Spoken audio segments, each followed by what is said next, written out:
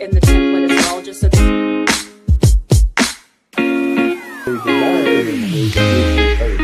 stressful for the people to take on.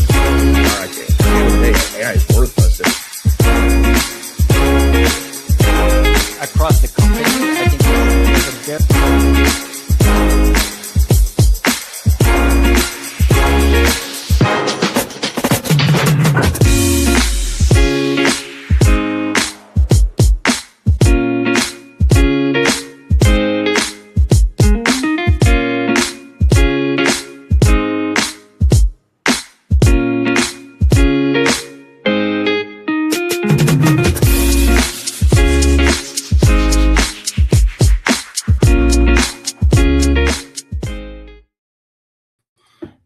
HR Summer School. Welcome back, everybody. We're so glad you're here with us for day 3. Always a big celebration, maybe a bit of a whew, for me and George after all the put together for this. And for the rest of us, I mean, goodness, it's a little bit of a, again, do the little single tear there, George. It's a lot to come together, get everybody together.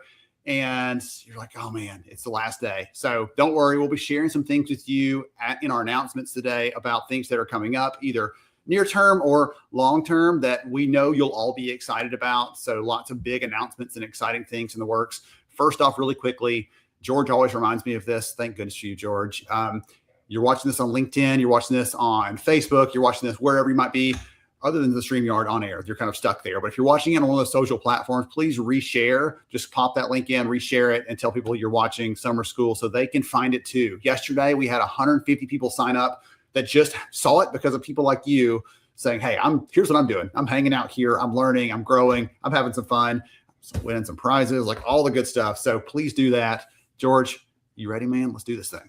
I am ready. I'm excited. This is the final day, but it's exciting because all the new people, as you said, the freshmen that are joining all across the world. And we're so grateful for everybody today. Yeah. And by the way, no, for those of you who are wondering, no, we did not coordinate.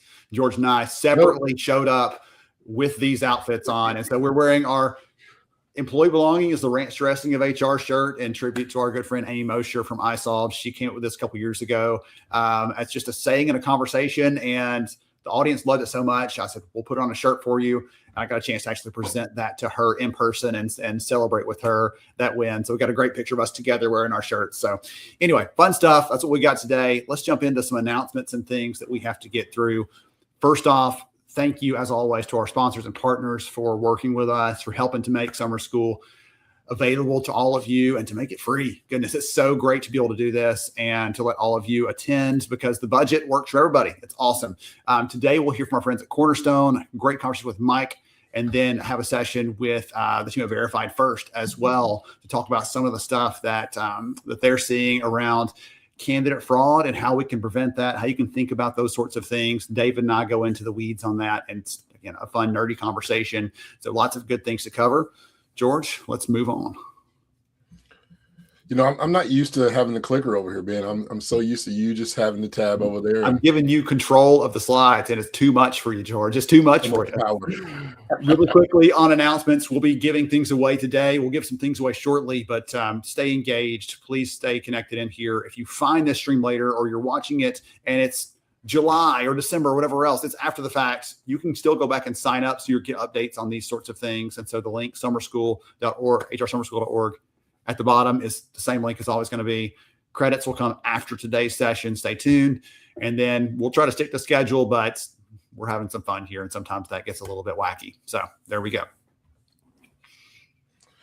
This is an exciting time, Ben. One of our favorite things, if you're posting, we please continue to share these even today after the fact. If you want to take some time and do a recap, if you're going to write a blog or article, please make sure, one, you also use the hashtag HR Summer School, but tag Ben and I. We want to be able to repost those. We've been able to do so. I like to go over there. I'm actually going to take, my family's leaving us, me, Ben, right now. They're packing and leaving the house, and I'm going to join them tomorrow night. But I'm going to take the whole weekend just to kind of take this in, soak in, YouTube, LinkedIn, Facebook, all our comments that are going on, and go back and really be able to dig into some of these, because there have been incredible posts, getting creative with some of the pictures and AI chats, creating some things, tug of the heart. I posted my dog a few weeks ago promoting summer school, and so we had one of the dog pictures out there by Michelle, I believe it was, that posted that. So the dog was getting ready and prepped and energized for a great summer school final day. So we're excited about that. Continue to post. We love it. As Ben mentioned, like, comment, share all this incredible fun as well.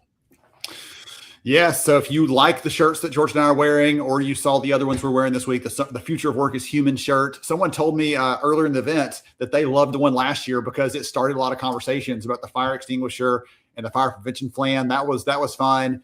I almost wore, George, the one from 2 years ago, the one size fits one. We all know that one size does not fit all, and we know it better than everybody. So that was a fun one. So lots of great things here, and it just supports summer school and the good stuff we're doing in the community. So if you want to get one of those, you can scan the code there and go and grab your goodies and gear. So, all right. So we have some books. So several of you have been posting and sharing about it. We're going to keep giving these things away over the next week, but several of you have been sharing about the event. So we're going to be giving away some books to our crew here. So Jill on our back end, on our side, is going to be reaching out to connect with each of you, make sure we get a good mailing address so we can ship you some books. I let the team know this morning that as a bonus, I'll be throwing in our HR Summer School notebooks for everyone who won a book this year as an extra, just as a thank you for showing up with us. The reason we did this, by the way, a couple years ago was every good HR pro needs a notebook, right? Some way to write things down. But within there are these little like mini chapters about takeaways, like the little bits from me and George you get between sessions. We have like a QR code to go back and see a great session from one of our previous speakers. So fun stuff woven into that. It's not just a lined notebook, but lots of extra summer school goodness.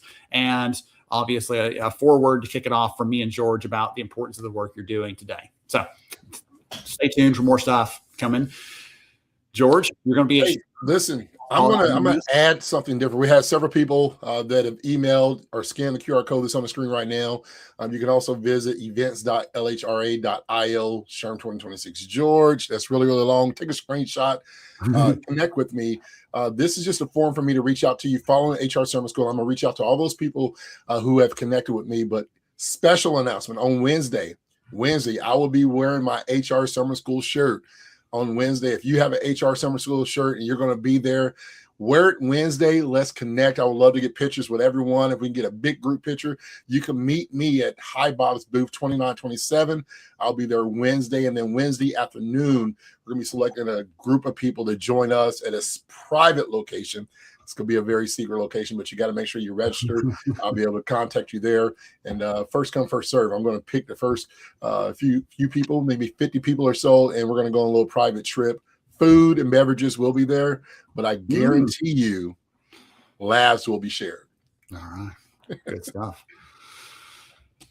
One last call out here. So George and I over the last year have, again, the biggest complaint we get about summer school, George, is what? Not enough. Not enough. That is the thing we hear from all of you. Not enough. And so George has talked about the extra credit sessions that he works with different groups on across the country, different states, different chapters, getting their people together. We do those sorts of things monthly. But one other thing we've been working on, and we've been actually building out some things behind the scenes, got some confirmations just in the last 24 hours from some of our people in our community. So we're going to be putting together more content in our Lighthouse community. So if you attend events, you like connecting with people here, but you want to go deeper, that's a way to do that. If you want more time, like George spends time in there every week. This is his job. He spends time in there and connects with people, answers questions, it's supportive.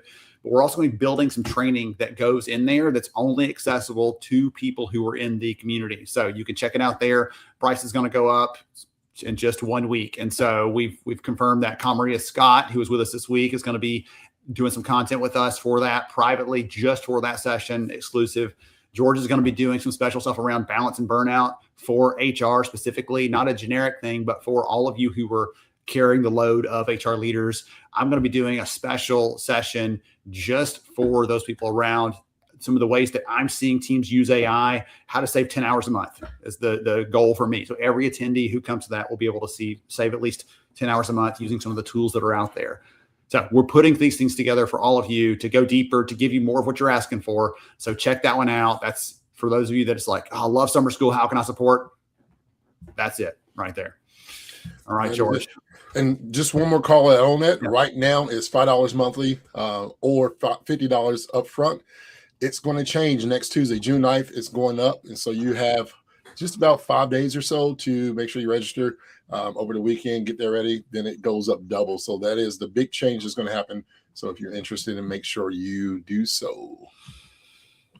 Ben, you know what I'm excited about? What are you excited about, George? I'm excited about you. I am going to dismiss myself. One of the things that I get to share selfishly, and I want to say this as I introduce the first pre-speaker of HR Summer School Day 3, Ben Eubanks. One thing that I think you're going to enjoy about this today is you get to see Ben do what he loves most. And that's not necessarily to speak. That's actually to empower us. And so without further ado, everybody, let me see the likes, the love in the comments above for the principal of HR Summer School, Ben Eubanks. Thank you so much, George. So as I was thinking about what I wanted to give all of you as we start our last day of summer school, this theme this year, the future of work is human. We've had so many great conversations with speakers, with all of you, with our live audience. We were together this week. Like all those sorts of things are feeding into this. And I keep going back to the fact that we're talking about AI like it's the answer to everything. And yet we don't still fully understand and get to the depth of how people work their best right now. Right. So I went through and just grabbed a couple of findings from research done over the last year about work, about how people interact, about psychology and the human mind. And what you find is we're still breaking new boundaries there. We're still understanding more about people every day, every week than we knew before. And work has been around for a long time. Relationships have been around for a long time. People have been around for a very long time. And we're discovering new things like the fact that, interestingly enough, people are talking less. Interesting. The year that the iPhone came out, 2007, is also the year that people started talking less and less every day to the people around them. We heard this week, people are talking a lot, but we're not necessarily communicating. We know they're not the same sorts of things. So we're using fewer words. We're maybe using more substitutes on these devices, like it or not. That's a reality. And so we have to know that. Right. The piece of research I just saw that says job design, how we put together jobs, affects motivation, because if we give people rotational tasks, we give them autonomy, we give them a chance to try new things, they actually are more motivated than if we spend a lot of time trying to build a very specific recognition program or other engagement program for them. One of the other ones that sticks out that George is going to love, he didn't even know I was going to share this, but there was a piece of research that said, we look at all the things that motivate people at work. Finding meaning in work is one of the biggest motivators that there is. So if we're helping our people, like we talked about this week, not just your job title, but your bigger impact, if we can help them see that, that drives motivation. It drives a connection to the people around them. It drives them to show up and give their best effort. Those things all tie in. And I'm sharing these stats, these details here with you because these show me, all of these point out to me that we are still understanding more about us and how we work and how we get things done. See, AI is positioned as this answer to everything. It's great at all these things. And we can tell it's not great at some things. There are some hilarious fails out there about the gentleman who accidentally ordered 18,000 ice waters at Taco Bell because they used some AI tool to order his stuff, right? So there's these problems with how it works. And the thing that gets me is when we talk about AI, I'm going to show you something. We talk about AI, we talk about this side, right? We talk about the brain, all the things that we can think, all the things it can do, how capable it is, the memory, all those things. But what matters to all of us is actually this side, right? The heart behind this, the heart behind the work we do, the meaning behind that, the connection to the people. That's what matters the most to me. Right? I had this specific thing made so I could talk about this with you today because this matters so much to me. The conversations around work are focused only on efficiency, productivity, getting things done, all of the brain stuff, right? All the knowledge. And as we've heard this week, we've reiterated, and we've heard from you too. You're pointing this right back at us. You're reflecting this on us, that we have to keep the human at the center of this, or we are going to look back on this a decade or more later and be regretful of the decisions we made. So for me, as I'm about to bring George back here just shortly, I want to just tell all of you, I'm grateful that you came this week. I'm grateful that you've hung with us. But most of all, I'm grateful that I'm seeing that you have a heart for people. You are in this not just to get things done, just to be productive. There's not a good HR person that I've ever met, including Christine, who you got to hear from yesterday, who trained and mentored me in HR. There's not anyone I've met who only is good at HR because they're getting a lot of things done. The very best ones care deeply first, and then they get the rest of those things accomplished because they care deeply as their starting points. George, I'm going to call you back in with me. You and I talk about this behind the scenes a lot about the community here, how we see people, how we see people, how we see work, how all this stuff gets accomplished. I'm the AI guy. I've written the book on it a couple of times, and yet I come back to the human piece because it matters so deeply. And I love that because you start most things on the human side. And I'm like, data, technology, all this, like bring it back to the human piece. So that's my share before we get started today. Anything you want to touch on, or anything you want to comment before we get our first speaker rolling? No, I'm glad that you use that box. That's one of my favorite things. I'm actually going through FOMO that I don't have one at all. I'm over here just trying to change different things and everything. I think that's a great open to a final day, Ben, because we talk about perception and perspective so much. And our perception is one thing, and our perspective can be another. And I think we as leaders need people like yourself who are able to simply just turn us aside or show us a different angle. And I speak to the HR leaders here this morning, understanding that you too are an employee as much as you are a leader. And we always say every year it comes up, Ben, you can't pour from an empty cup. And so this week has been nothing short of being refilled, revived for many of us that's feel dead and burnt out. Restored for those who've been broken. And I want you to have all of that and some more. And I believe, especially as we're talking with our speakers today, we have Shane No, we have Mike Bollinger, we have Zach Doms is going to be speaking. You're going to be with Tyrese as well. And so we got all these great, David's going to speak in the gym. I believe those are our 6 speakers. I didn't want to leave anybody off. But we got all these incredible speakers today closing us out. And I can't wait to the end as we're recapping, Ben, on how all of this connects together, on how our perspectives and perceptions change. I will say this as I close. You got an acronym, and I didn't ask for it, but a acronym, Ben, and one of my favorite ones was bringing encouragement nonstop. That's who you are, my friend. That's why you are the first HR Summer School Community Award winner, because you bring encouragement nonstop. Well, I'm grateful to have the chance to do this, to be able to serve, to be able to show up and do these sorts of things for everybody. This is what lights our fire, George. And so we get to share that with someone else. And I love about a fire, a candle, right? You're not diminishing, you are multiplying. And that's what we're doing right here. So let's get into this first conversation with Shane. I talked a little bit longer than I needed to, but I think you'll give me some grace on that. Let's jump into this first conversation with Shane around how we can speak finance, be bilingual there, and go from there. Everyone, I'm so excited for another fun session here at Summer School. We have these incredible speakers.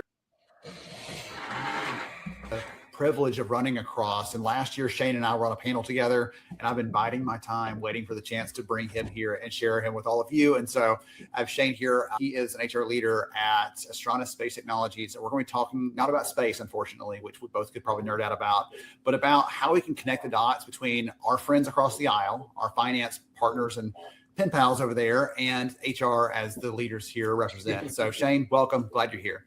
Yeah, great to see you again, Ben. Excited to be part of HR Summer School this year. We're going to have some fun, man. I can't wait. So before we get into the good stuff we're going to talk about, would you take a minute and tell the audience more about who you are and what you do, please? Sure. So I'm Shane Noe. I'm the Senior Vice President of People at HRSS Space Technologies. Design, build, and operate high orbit satellites right here in San Francisco it's a pretty cool warehouse where they used to build trains in the 1800s. So I describe myself as a recovering finance guy. I got into HR almost 10 years ago after a finance career at Google, Apple, Okta, really out of a desire to bring data to a function that at the time, 10 years ago, pretty underserved when it came to data. There weren't a lot of finance guys in the function. Very different story today, which is amazing to see. Function has evolved. But yeah, I would describe myself. All right. Also, well, that's what I wanted to tie into, because when I heard you before, you talked a lot about the pieces around building business cases and how to have those conversations. And hey, when they say this, they really mean that, and some of those sorts of things. And so I was like, this is a great opportunity to bring some of that to all of us here and help us think through it. So talk about that transition, if you don't mind, right? This background in finance, coming into the HR, recruiting, talent side of things. Was it an easy transition? Were there things that surprised you? Talk about that. Yeah. So one of the big breaks in my career, coming out of school, I got into Apple's finance development rotational program. So I got to have 9 different jobs across different functions, a finance perspective, but supporting these different functions over the course of 2 years, and I'm making their business cases. And so when I had my first exposure to HR, it was for the business partner for HR who had left. And my first impression was, whoa, all the data. At the time I was in corporate finance, and I knew from some experiences that it can be funding from guys like I was without data, right? It's, I need this recruiter. Okay, well, show me the capacity model. Show me the ROI on this investment. What do we get? And so that was my initial impression, and partly what struck my interest in the function. In terms of switching from finance to HR, I had a lot of learning to do. I was really a corporate finance guy before, and that role, you live in sort of an ivory tower, and it's intentional that way because you are setting budget targets, you're looking at numbers. You don't want to be influenced by things that aren't black and white and data, right? Some of the early feedback I used to get when I was in finance was, hey man, I get to just set these targets, but you really should get closer to the business so you can understand the impact of cutting those heads and doing this and doing that. And yeah, I wish I could talk to those folks now, because I really did exactly that. So what was difficult for me in the transition was really like turning up the empathy. I mean, literally things like using more emojis, changing my speaking style. It used to be very like concise, to the point. It's really important to listen and to understand and to elaborate and expand and explain. So a lot of the communication stuff was really, my first few years, really intent on learning to speak like an HR person. Probably the biggest learning curve for me. What was easy was drawing the connections between people practices and business strategy. So having had that other role where I got the landscape of all the different functions, and I got to sit in some of these executive team planning meetings, I had a pretty good sense for what the company was trying to do. And so drawing the connections between that and the people strategy, I felt like I was in a good position to do from day one. That's really fine. I'm thinking about that. Okay, you give me one example there of how to talk like an HR person. How else would you describe talking like an HR person? Because I'm kind of curious what the audience, that y'all can chime in out there, by the way, in the chat and let me know what y'all think. But I'd love to hear you, like, what are some other ways you describe? I heard emojis in there. I heard like listening before you speak. Anything else you'd use to describe the tone of an HR person or something else? I'm curious about that. Yeah, internal comms was a big one, and another area of learning for me, right? I can't adopt my own style if I'm speaking on behalf of the company. So really paying attention to the tone and the brand and the voice and how we do things like write up our core values on the website, or give an all hands announcement or a general announcement in Slack, and making sure that's consistent, because that consistency is really important. I'm thinking about one of my very early HR jobs. I was very direct. It's just my style. And my leader said, I sent her something to review. She said, it needs more. Said, more what? More data, more evidence, like no more fluff. Yeah. Yes, ma'am. Okay. So I had to learn early on she called it the fluff and stuff, but she's like, that just little bit there, it's like the grease in the gears, and it matters. And so I learned the same thing. One other small example, I used to furrow my brow a lot like this. Try having a sensitive HR conversation when you look like this, right? Yes. So things, posture is another one. Like listening, the posture of listening is lean back, receiving. It's a lot of these like behavioral and personal cues that you kind of pick up on over time. What's interesting to me is that didn't make you less of a detailed person. Mm-hmm. That didn't make you less of an analytical thinker, but you use that analytical thinking to say, okay, I'm going to observe what are the behaviors, what are the motions, what are the like reactions, all those things, and apply that to how do I treat this the same way and approach this. Like, so that to me is interesting. You use that approach to change your style because you knew it would be effective overall. So that's really cool. Okay. So let's continue down this path. So one thing that we hear from people in this audience right here on a regular basis is, listen, I'm trying to do all this good stuff. I'm trying to build a relationship with my CFO. I'm trying to have a good partnership so that we can get budget when we need it, so we can get things through. and they struggle with that. Part of what you said a minute ago, like they don't have good data, so they show up and it's like, oh, they told me no, and I don't know how to overcome that. So talk to those leaders right now that don't really have a good starting relationship. Then we'll go farther down the path for people that maybe have one but need to build on that. So let's start at the beginning. How do they start building the bridge? Yeah. So the best HR people that I know are folks who are business people first and HR people second, if that makes sense. Yeah. When it comes to interfacing with your CFO, CFOs hate surprises.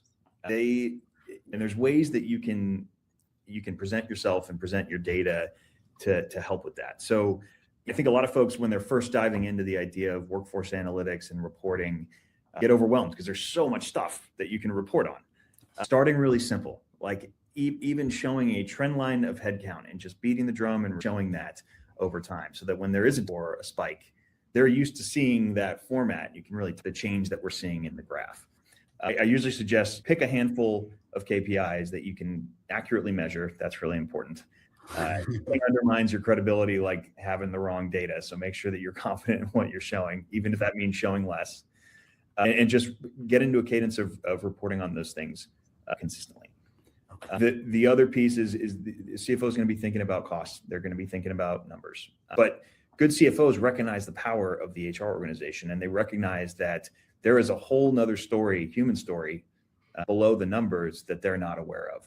So I love showing a chart, showing how the data moved, and then overlaying a little dialogue box to say, here's what happened on the ground, and here's how we're seeing it in the data.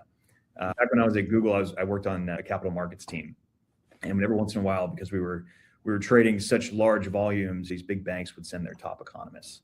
And they would come in with a spiral-bound printed notebook. And this notebook was the simplest notebook ever. It would be one chart, very easy to read chart, one takeaway. One chart, one takeaway. So I've tried to adopt kind of that piece. Like, here's the data, here's what's happening that explains the data. And I think HR is really well positioned to provide that context to the finance organization. I think they're well positioned to do it. I don't know that many of them have had that training or that experience like you that said, hey, this is how it's done best. So I love that you're calling out, like, I believe in you.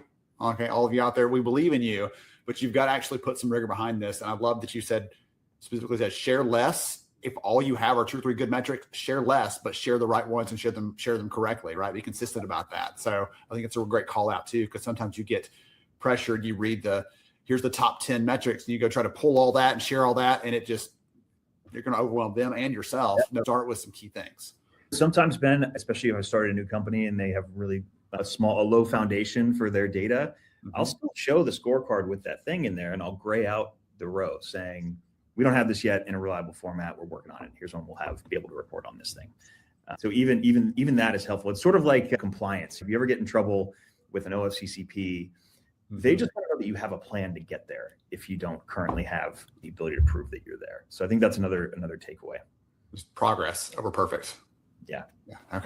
Okay. So that you get some really good pieces of advice for someone just starting out building that relationship. And I think some of the things still apply for someone trying to build on that. I imagine you'll say, hey, you've got those metrics, take it further, build some relationships with other stakeholders so you're getting their metrics. Like, I'm taking some guesses here, but talk about that a little bit about, okay, we've got a connection there, but maybe we have to push something through and we're going to need to build our first business case. We've never done that, or something else. We need to have a stronger relationship there.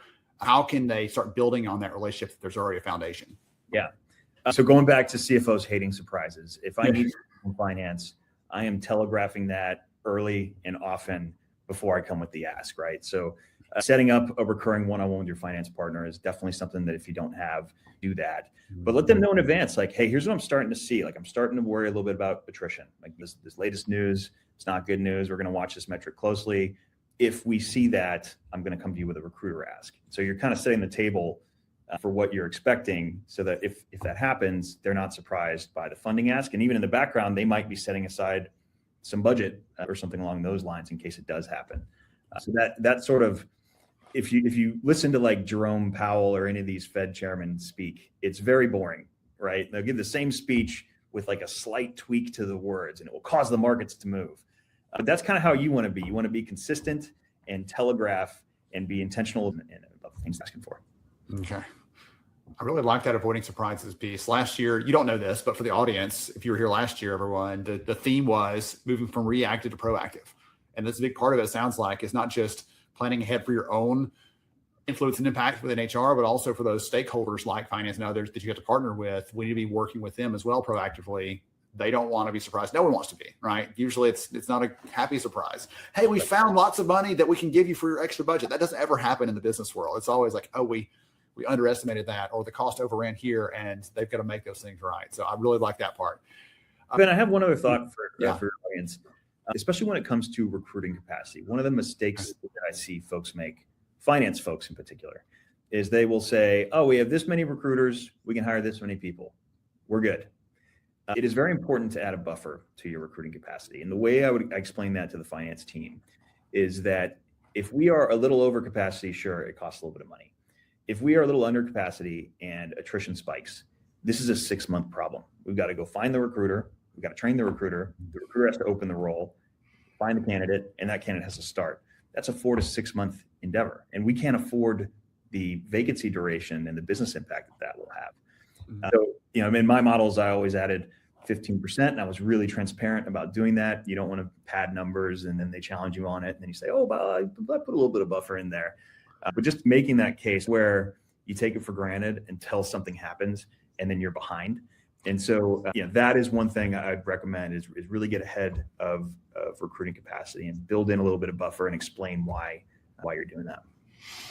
I like the example, and I've been the one who was hired after the fact to come and try to speed up things. Yeah. Hey, we need these positions filled. It was actually last week before you started. So chop, get on it. And that's not a winning situation, because you're going to cut corners everywhere you can. Hiring managers are going to just go for the quick answer versus the best answer and all those things. So good call out there. Okay. One last thing I wanted to ask you that really ties into the theme this year is the future of work is human. Right? There's all kinds of things happening around AI and all the cool stuff there, but you've given some really good examples today of how that connection with other people is how things get done, about how showing up with a little bit of creativity, thinking around the corner, some of those things that humans do well matters. What does it mean to you when I say the future of work is human? Yeah, the AI stuff is so fun to watch. I see a lot of parallels between where HR was 10 years ago, where we were really just starting to adopt a data-driven approach to HR. Mm-hmm. This is the next wave. It's using AI to make ourselves better. I think about we talked a little bit about credibility and it being important that your data was accurate. There's a parallel here in AI, right? If your model is going to give the wrong answer 1 time out of 20, that's not okay. You're going to ruin your credibility if every 20 times you're wrong. So at the moment, the only way to get really certainty around these answers is to have that human layer at the end. Mm-hmm. So that's kind of where we're at today and why that human layer is important. You can imagine a future where that error rate becomes 99.99%. That still doesn't eliminate the human, especially in our function, because the person-to-person connection and the ability to demonstrate empathy and to delicately deliver these messages and respond on a dime. Folks react differently when they're talking to a robot versus when they're talking to a real person. And so I think AI is going to revolutionize everything. I think our function is always going to have a spot in these companies. And where I'm seeing use cases today that are super valuable, we have a lot of work in HR, particularly in people operations, recruiting operations, recruiting that is the way I describe it is if you're putting your headphones on because you don't need your full brain to do the work, like that should be the flag for you that maybe we can build something to automate that part. And so I see a future where our recruiters are spending more and more of their time on the strategic pieces and less coding up their handwritten notes to something that will fit into the CRM and assigning manual tags and all that kind of stuff. So, yeah.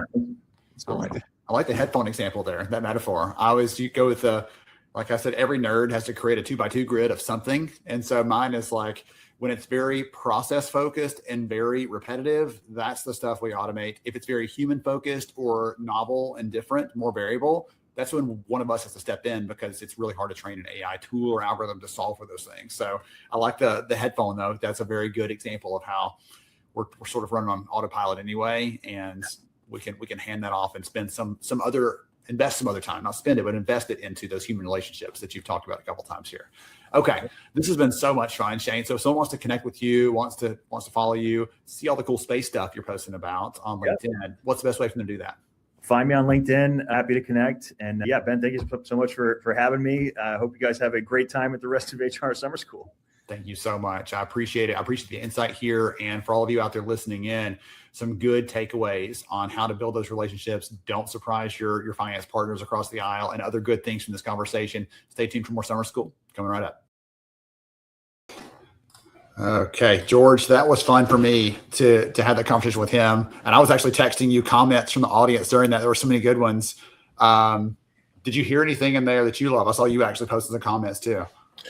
Yeah, it reminds me of a previous conversation. I put my CEO hat on for just a quick second because I understand, coming from his background, it was always, for me, it was a disconnect. The most important hire for me in any business that I ever am a part of is somebody that is smarter than me and can handle finances. The gap that I struggled with early on in the business as a person that loved people and the people were our purpose beyond business, right? Was the CFO, was a financial person, because they thought business strategy and how to keep the business alive, and I thought how to keep the people alive, right? And so I was like, we need to spend money, we need to take care of our people. And it wasn't until I realized, like, one of the most strategic, and I'll use HR because this is where we are now, one of the most strategic HR leaders, what I think is strategic about HR leaders and what we should move towards is, and what I love and what I've learned about HR is that we don't ask, what do our employees need? We ask, what do our employees need for their business to succeed, right? It's not about what our employees need. It's what do our employees need so our business can succeed? It's a different language and a different mindset. And that's a little bit of what I took away from Shane is it almost goes back to what I used to say. It's not what you say, but it's how you say it. Like really being able to communicate effectively. The most strategic HR leaders don't ask, what do our employees need? They ask, what do our employees need so our business can succeed? We start having those conversations and the CFO ears open up a little bit different because in every business challenge is ultimately a people challenge in disguise. Right? It's how can we grow people? How can we find the right people? How do we connect our people? How do we engage our people? And so having that business strategy, HR strategy connection is an important and vital piece. All right. Goodness. Okay. So this next one's going to be a great segue from there. All right. This next conversation with Mike Bollinger from Cornerstone, because he and I talk about the other side, the other aisle, right? I was talking about like finance, HR, opposite sides of the aisle. We also have our friends on the technology side, and that's becoming more and more blended at some companies with the things we're doing in HR, whether it's because AI is changing work or because we're having to use these tools ourselves. And so we'll jump in with Mike Bollinger from Cornerstone. Again, someone else that I love talking to. I always learn something from Mike, and I've known him for a long time, and every new conversation is full of new insight. So let's go. Hey everyone, welcome to Thursday of HR Summer School. We've been covering so much good ground here this week, and today's our last day. It's hard to believe, but we are not going to shortcut you. We've got lots of great ideas and content coming, including this next conversation with a good friend of mine, Mike Bollinger from the team at Cornerstone. Mike, welcome, my friend. Glad you're here. Thank you. Thanks for inviting me, man. Summer school. I love it. You know what? You and I are two guys who could probably always use a little more summer school. And so glad that you're here with us. We're going to get into some good things around how HR leaders are interacting more with their counterparts across the aisle, not the CFO actually, but the CIO. We're going to talk about some of those things today. We're going to talk about how we can help build bridges across that and connect there and really see each other's perspectives. It's going to be a good conversation. But before we get into that, take a minute and tell the audience more about who you are and what you do, please. So there's a running joke in that I'm Mike Bollinger, Global Vice President of Strategic Initiatives. And the joke is that means I do stuff. But a lot of things that I've done at Cornerstone, I've had 4 or 5 different jobs at Cornerstone in a very unique set of circumstances. I started out, founded our thought leadership team and our value team. So we could talk about CFOs, but maybe we'll do that in the next summer school. But then I started our Cornerstone People Research Lab. I ran a product team for a while, and I worked directly for our Chief Marketing Officer. Again, and Ben, as you well know, we've done a lot of research together. my background is really, I started out in IT, and I actually started out to be a finance guy, but ran into technology and loved it and started in IT. I'm a former CIO of a very large school district. And then prior to that, I did a couple tours of duty each at both SAP and Oracle, made a little money every time I went back and forth. But Cornerstone fills my bucket when it comes to making people better at what they do. You don't know this, but my wife's favorite story she used to read to her third graders was "Have you filled a bucket today?" I think is the one about filling your bucket. So where that phrase comes from, that was the book that she read to her kids every year. So that holds a lot of special meaning for the Eubanks family. So that's what you use. I love it. I love it. Please do. There you go. Yeah. All right. So you and the team have been working with us on some research around this workforce readiness topic. It's been a core focus for the team recently. And part of that means that we have to be thinking about bringing CIOs, technology leaders, and the HR side of the house together. Right? There's been some stories in the news about some of these interesting companies that are trying to combine those roles, which is a unique sort of flavor of that. Talk about that intersection and why that matters today. So there's a couple of three things that are going on there. So bear with me. I'll land the plane, I promise. One of the things that we know is that the budgets have moved from HRIT in many cases over to IT. So depending on whose research you ask, 50% of the budget is now moved over where IT controls it. That's one.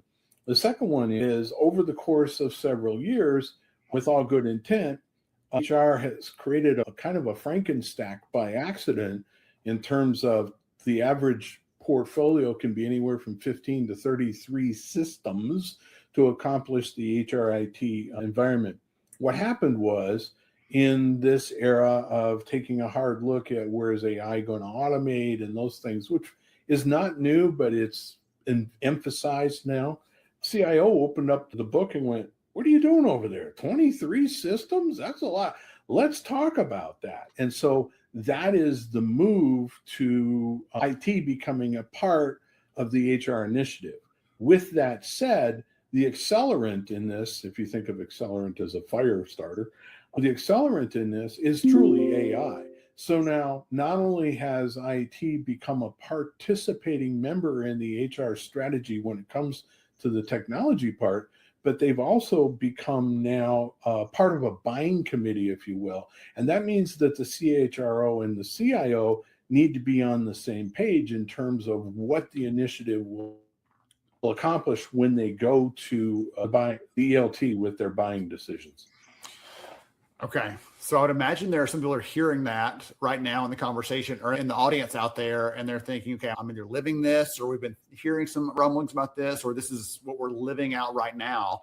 And maybe they realize that they don't actually have a good relationship with that IT leader, right? They haven't taken the time to build that. Like, I'm kind of made a joke earlier. We had a session earlier in summer school around building that CFO relationship and rapport and connection.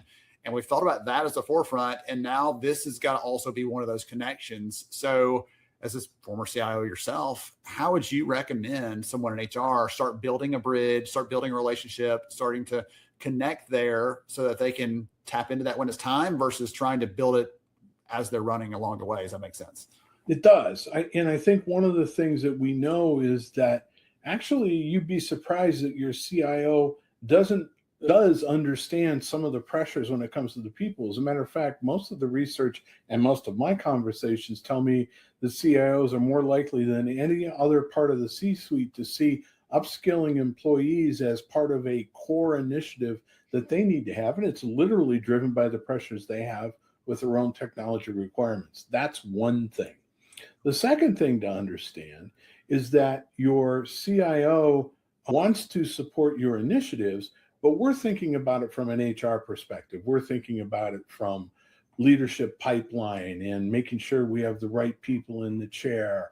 And we're developing a data-driven strategy where we link performance and business outcomes to workforce agility and leadership resources. Well, at the same time, though, your CIO is thinking about, how do I deliver operational excellence? How do I keep a secure aspect associated with this portfolio? How do I prioritize my governance and stability over the latest thing that the HR technology stack wants to bring to bear? So from the classic perspective, that's an important thing for you to recognize, which is your CIO in many cases is thinking in a governance kind of a perspective. So when you come to them with your initiative or with your issues and those kinds of things, they're thinking about it from a data privacy and a governance perspective, and you want to be really mindful of that and make that part of your conversation with them. It's classic human behavior 101. Be an active listener and learn about the folks that you're working with, right?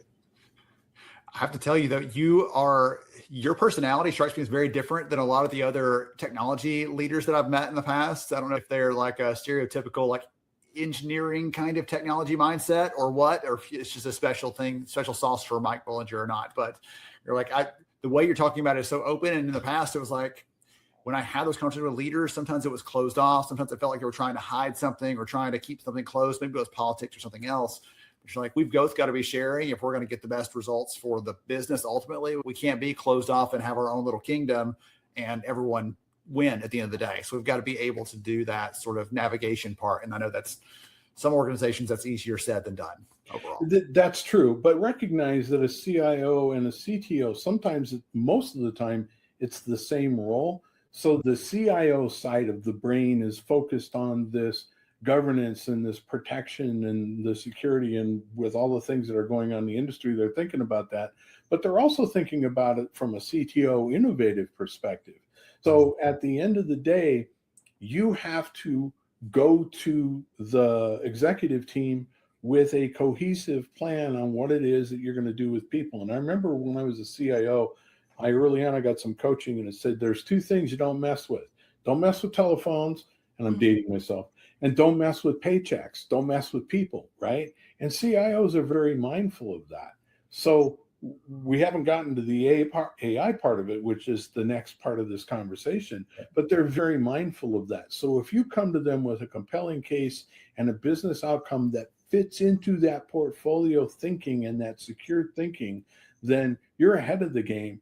And remember, they have the same people pressures that you're thinking about very specifically to their organization, finding the right people, moving them around, doing the promotion, keeping people in chair. All the things that we think about, they think about too. There's a shared mission there.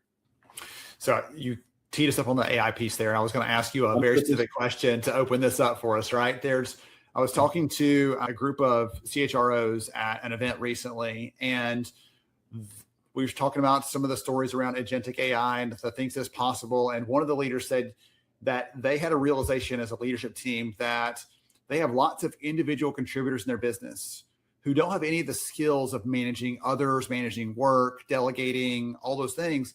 And yet they're putting tools in their hands that they now have to train, they have to manage, they have to give feedback to and make sure that it's correct and accurate.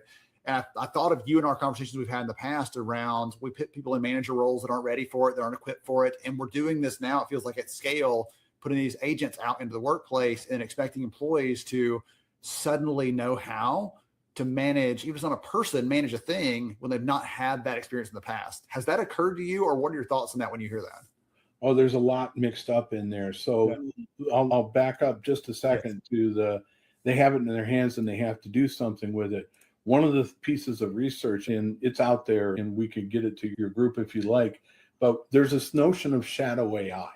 Okay. Mm-hmm. So what happened over the last year is companies would say, go use AI, and they wouldn't give people a lot of support in terms of what that actually meant. And so people are out there using it, right? Remember in the old days when we said, we can't have people on social media while they're at work, and they just did that anyway? Same thing is happening with AI. So there's this shadow AI where people are using it but aren't necessarily talking about it. And that's a fail for the IT department as well as for the HR department, because we want to capture the goodness on what they're finding, right? Mm-hmm. They're doing things that we want to capture. So that's one.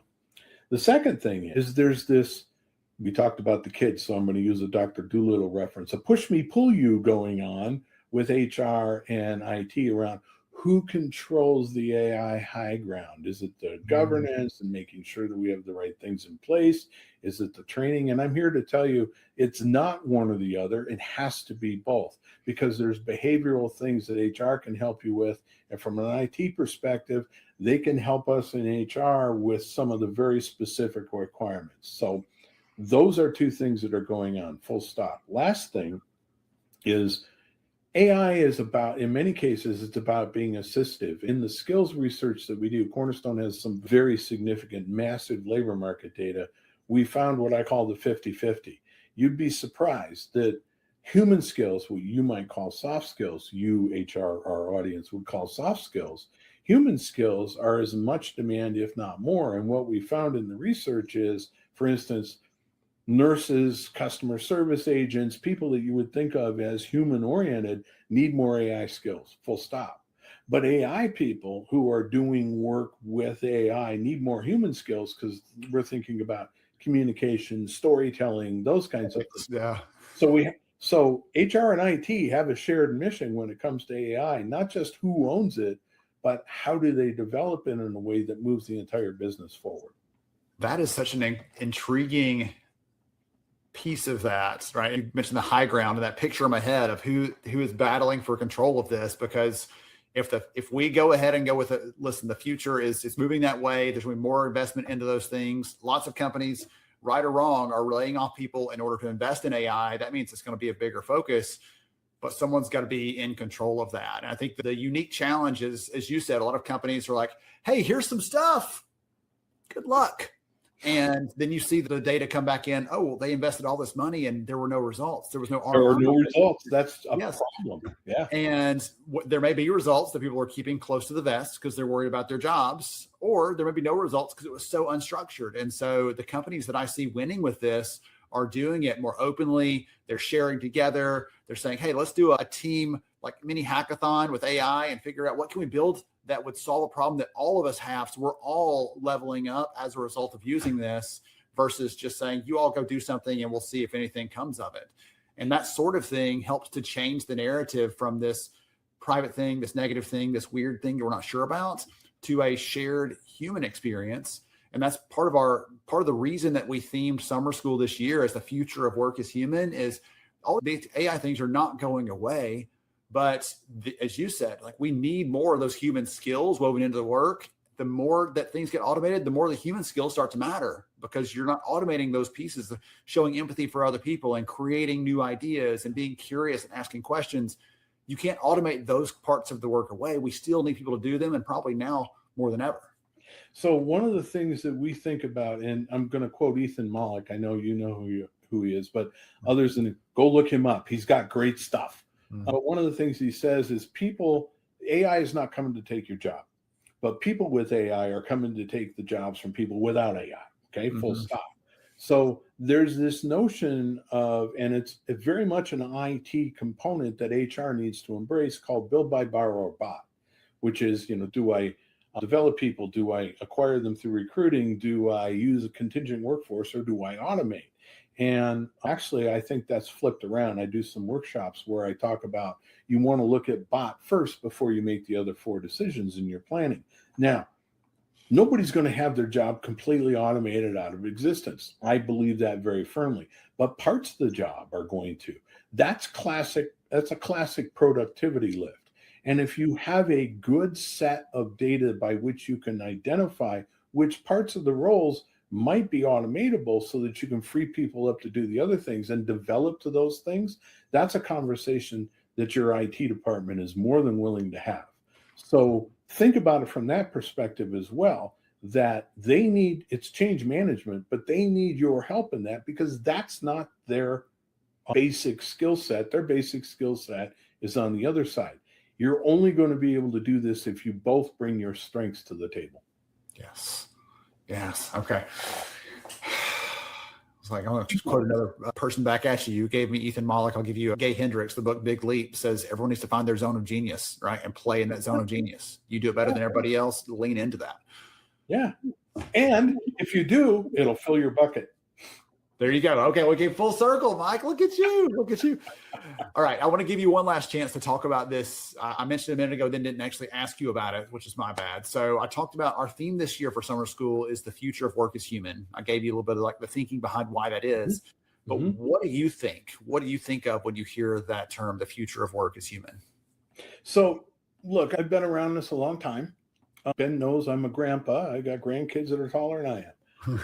I truly believe in the human element, and everything that we do and everything that we've done over the years has always been a level up, and this is one more level up. Now, what will human look like? Well, we know from our data that human skills are actually more in demand because our data shows recruiting elements, it shows what people represent on resumes, all in a very automatable and bias free way, full stop. But that massive data tells us that the human skills, things like just simple things like communication, active listening, data storytelling, all those kinds of skills are 2 to 3 times more in demand and being asked for than the standard technical skills, even though your Gen Zs are being told, well, you got to have those technical skills.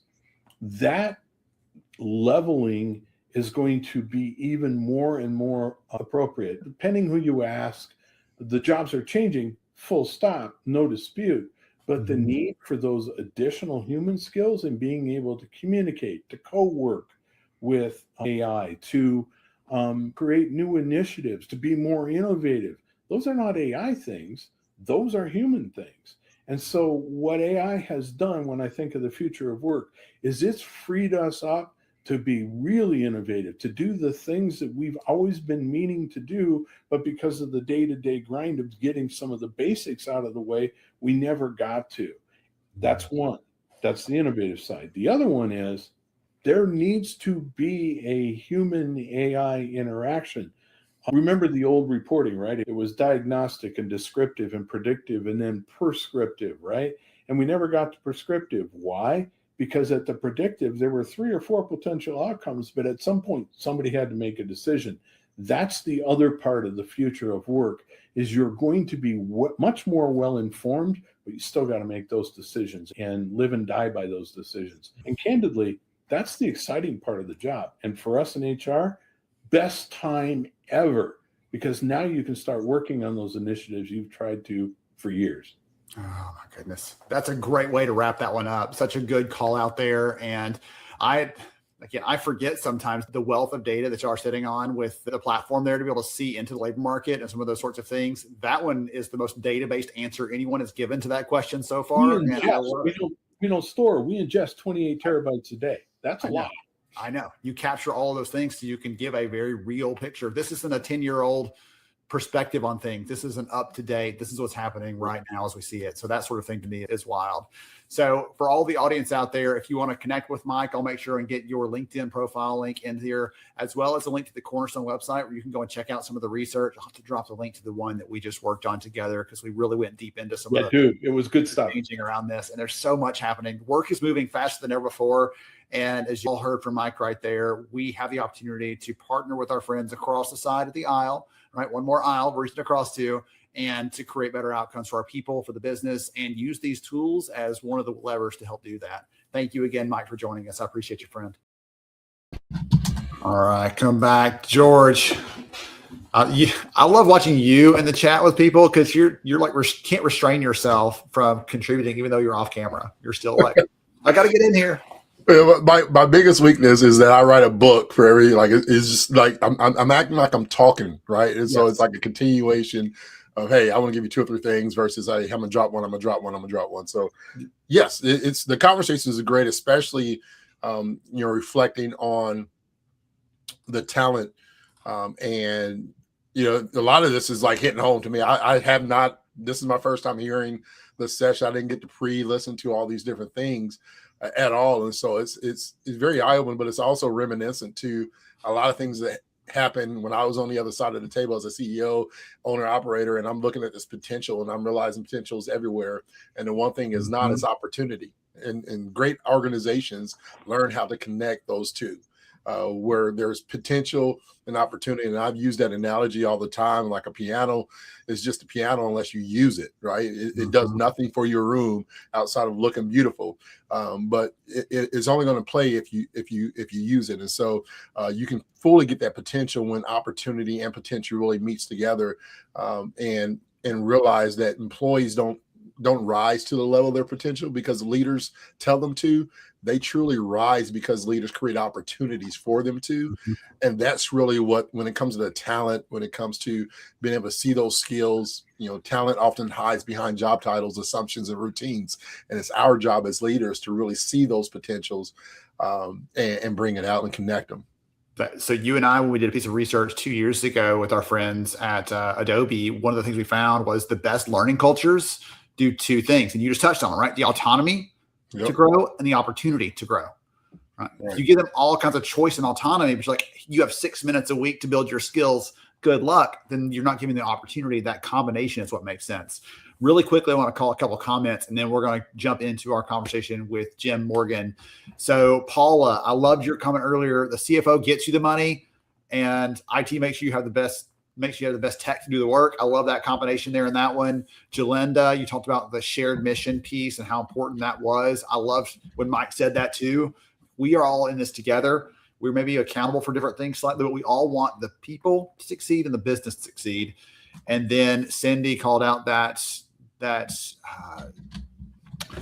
evergreen truth of we can train these technical skills, but the human skills make the difference. And the best hires we make and the best people we keep in the work we do, we talked about it earlier, right? We're not in this just to do things. We're in this to help make an impact. So great call outs there. So many good comments in the audience. Y'all keep them coming. We are flagging these suckers to give away a bunch of prizes and stuff as we go through here. Let's jump into the conversation with Jim Morgan and hear from him about a topic that I have very carefully never had us talk about on summer school. Here we go. Hey, so I'm sitting here with my friend Jim Morgan, and we're going to be talking today about something that, listen, Jim, we have never covered this. In all the 7 years of summer school, we've never covered this topic before because I have this sort of love-hate relationship with this topic, and I think I told you about that as I was preparing you for this. So it says a lot about you that I respect you enough to bring you in for this specific topic. We're going to talk about generations at work, some of the things around that, and I had a chance to see Jim speak on this not too long ago and was pleasantly surprised by what I heard, what I saw, and you handled the topic really well. So Jim, welcome. Glad you're here. Thanks. It's my pleasure to be here. And I'm kind of surprised it's never come up, but I understand the love-hate relationship. Yeah, well, we're going to get into that shortly. But before we do, would you take a minute and tell the audience more about who you are and what you do? Yeah, I work for MRA, which is an employer association. We serve about 3,500 companies in the upper Midwest primarily. And I do a lot of work around talent strategies with companies, doing strategic planning, succession planning, retention strategies, and things like that. As you mentioned, I get to go out and do presentations and workshops on middle managers, demographics, AI, and generational differences. I'm getting to lead our AI initiative here at our place, which has been pretty educational for me. And best of all, I guess, I get to do 10 roundtables now with our members, CEOs, CFOs, and CHROs. So it's really a nice way. Every month I get to meet with these folks and kind of hear what's going on in their world. So I try to take all of that information and bring it back in a simplified 1 hour, 2 hour, 20-minute presentation so people can kind of understand what's going on out there. So Jim, honestly, it sounds like you and I have very similar jobs. Like go and collect a bunch of stuff and then make sense of it and then share that back with people in something they can consume and take action on. So for me, that's the most fun part of my job. And I've seen you do this with the talent reports and the other things that y'all do for members, and you do a good job of it. So I enjoyed every single time that I've had a chance to plug in around that. So as we sort of set this up a minute ago, you get the chance to talk about a bunch of different topics. You just shared a little sampling of those, but one of those is generations at work. So tell me some of the things that are top of mind for you, some of the trends, things like that. It's interesting. I think this is where your love-hate relationship comes from. I mean, every generation is different and you can't stereotype 70 million people. And so it's how do I kind of walk that line? But at the same time, the experiences that I went through from 0 to 25 years old are incredibly different than my kids and my grandkids. And so while every generation is different, they all went through some unique things together. And that begins to shape them. And as we have the conversation now about the generational differences, I mean, if you look at the current, say, younger two generations, the millennials and the Zs, and compare them to the Gen Xers and my baby boomers, the approach to work, technology, the way people like to be communicated with, authority, trust, all of those things are really different between the generations. And now they're all working together in the workplace like they always have. But now you're trying to navigate some things that I think maybe a little bit more complex than they've been in some of the past generations. Okay. So I'm thinking about, I can't remember if I told you this, but one of my favorite web comics is not out there anymore. And I can't find this one. I really want to go and dig it up and use it in every presentation where I touch on this. But this manager is talking to the big boss and like, hey, did you figure out what's going on with your team? Well, I did a generational analysis and came up with these 3 points to do. And you're like, you have 3 people on your team. Why don't you just go ask them? And so like, that's the thing I feel like you're talking about there where it's, yes, we want to rely on this like it's a way to avoid talking to people, or it's like, oh yeah, see, I knew they were that way, but it's just confirmation bias. And so I like that you're saying, yes, there are some similarities, some differences, but there are some things that make us different in who we are because of what we went through. Do you have any examples of that you can throw out that people can sort of say, okay, I get that. I understand that. Or you're stepping on my toes a little bit, Jim, because that's what I'm living out. It's interesting. We just went through this one on, if I asked you, what time does the 8 o'clock meeting start? And you'd be like, okay, I'm from Wisconsin. Green Bay fan. I'm on Lombardi time. You're always 15 minutes early. Somebody else might say, well, I'm 5 minutes early. Somebody else might say, I get there at 8. Now there's be like 8-ish is what it means. And I dug into this one with some folks, and it's simple, but I think it gets to your point that when I was growing up, if I went to a movie before I had my driver's license, it was a major undertaking because I had to know where I was going to be dropped off, when I was going to be dropped off, where were my friends going to be, how do we meet, and then how do we all get picked up at the end of it. And so that required strategy, and everybody had to know where they were or you weren't coming home that night. And you fast forward to today is, I know I can ping you wherever you are. If I'm going to be 1 minute late, 5 minutes late, 10 minutes early, I can let you know spot on when I'm going to be there. And I think the change is that I grew up saying, be there 15 minutes early because then you don't miss your ride. Now my kids are like, hey, I'm 3 minutes out. I'm just going to be a couple minutes late, but I'll be there. Just wait for me. And our whole approach to time is different now because we know exactly what's going to happen when. And so we get mad at people when, well, you showed up, why were you there so early? Or why were you a couple of minutes late? They've lived their whole life that way because they just had access to some different information than I did. So I can still say I'd like you to be there, but they grew up just knowing, well, I can just text them and tell them I'm 2 minutes late. What's the big deal? Okay. So I like those examples. So for the people listening in here, other than just a curiosity or an interesting topic, what does this mean for them as they're thinking about the people they're employing, whether it's the candidate side, the people that are already at their company? Well, you got to know your people more than I think you ever had before. Now, generationally, I work with a lot of younger people. They're fantastic. They work hard. They work different. They work at 3 o'clock in the morning and send me information, and I answer it at 6 in the morning.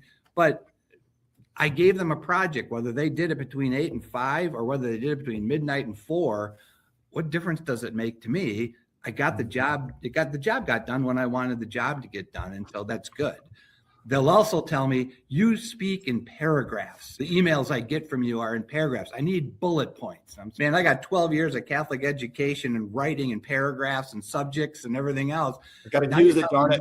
5 words or less. But it's their preference. They're used to getting things in like less than 256 characters, a video that's less than a minute long. I got to understand that because I'm losing them by the time I get through my first paragraph.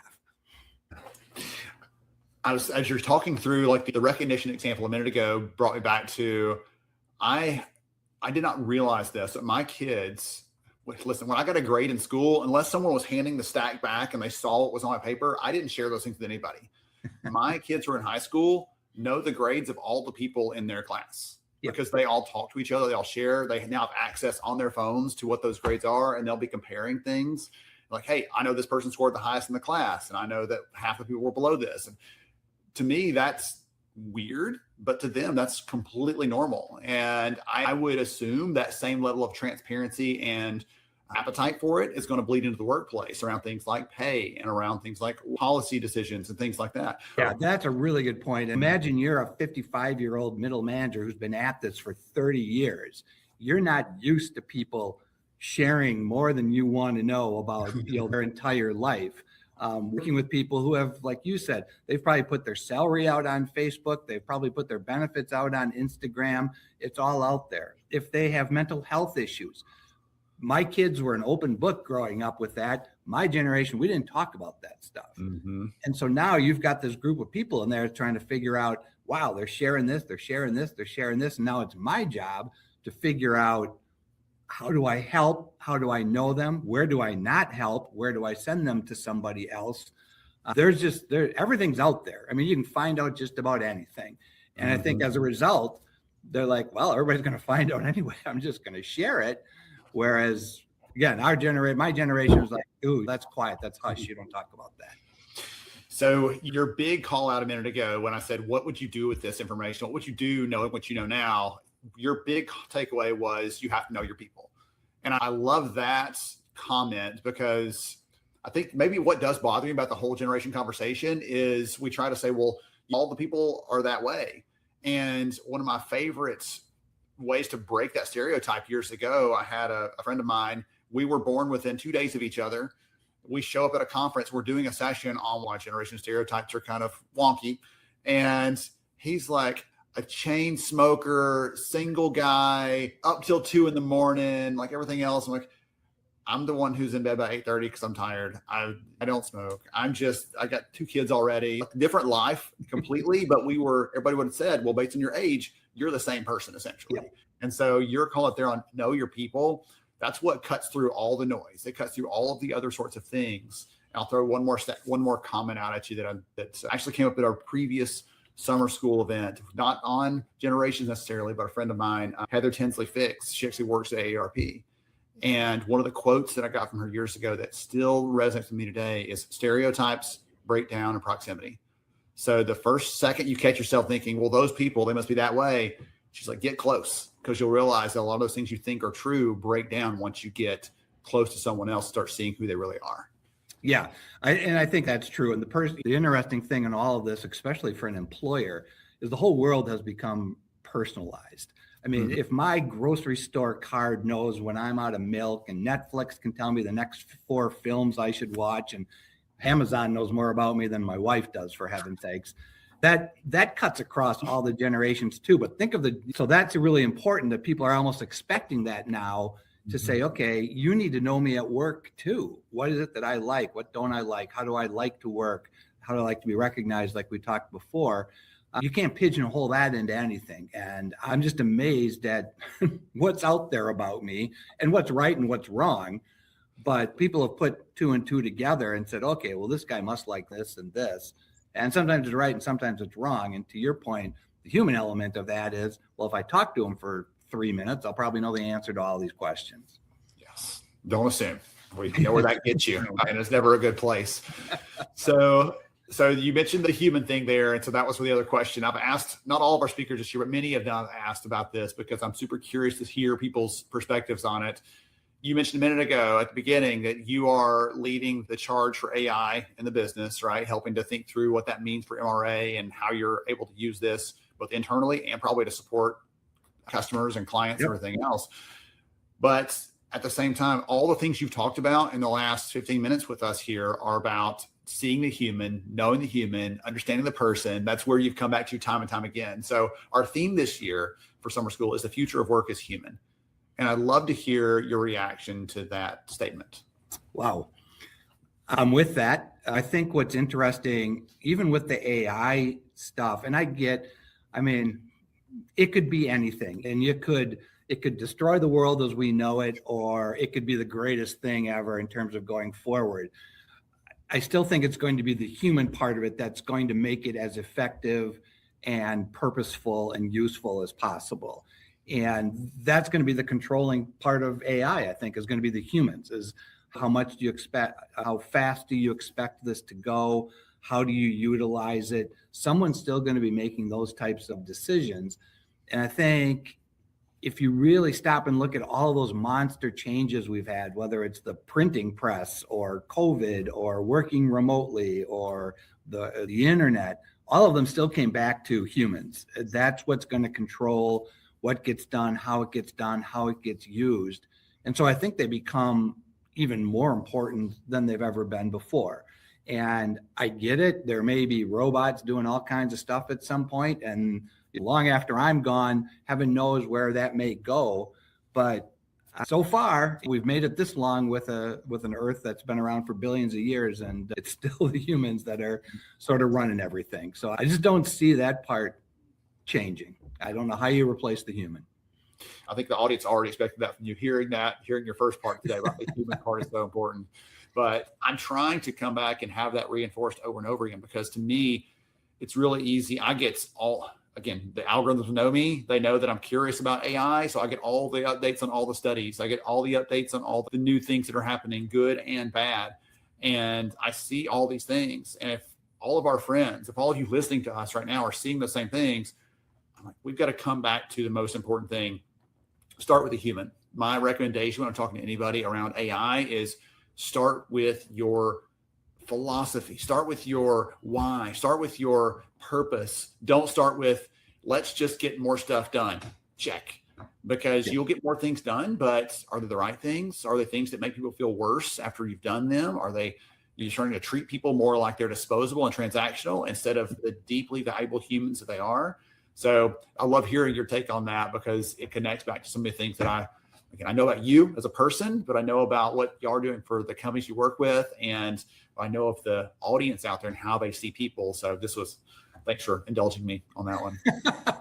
My pleasure. If I can make you happy, Ben, then it was all worth it. It's just a good day for me. I'm just going to smile for the rest of the day. So we've covered some of these really good things. I want to ask you one more thing, if you don't mind. So I believe I heard you talk about at one of the sessions I was at recently, and if not, you can correct me, but you talked about some of the demographic changes that are happening in the workforce across the nation.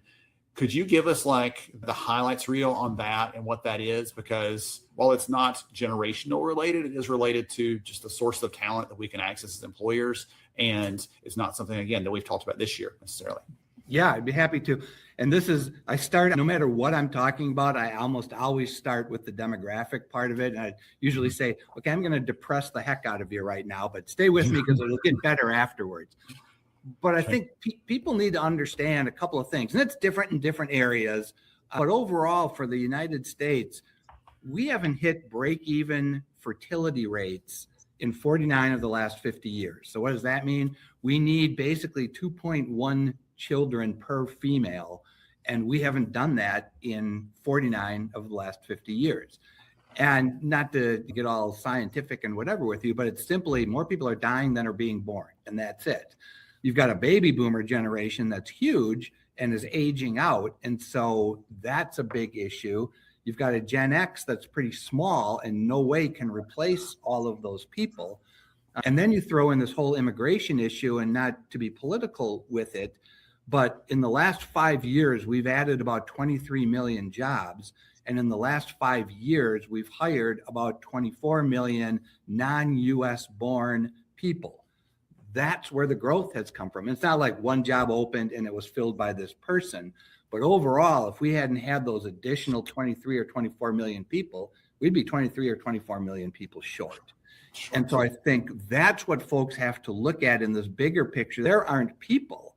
And this is true in almost every country. And so how that plays in and what the role of AI is and robotics and all the rest of it, that's for HR folks. They've kind of figured this out, but you still have a lot of leadership teams that are saying, why can't you find me 25 new engineers? Then the HR people are like, because they don't exist. That's why I can't find them for you. People really have to focus and understand and see what their area looks like, because in some areas of the world or of the United States, Wisconsin is one of them. You get up to the northern half of Wisconsin and the young people are leaving and the older people are sticking around, and you can just sort of play out the consequences of that. You see that in some countries like Japan, where they have so few people of working age now that they don't have enough to support the social systems, right, for the people who have now retired. And it changes even the makeup of jobs. Like there are now jobs there where you can just pay someone to come and just be a companion, because there aren't enough people around for you to have a social circle of friends, or you don't have kids or grandkids to come and visit you. So people can just hire someone to come and spend time with you.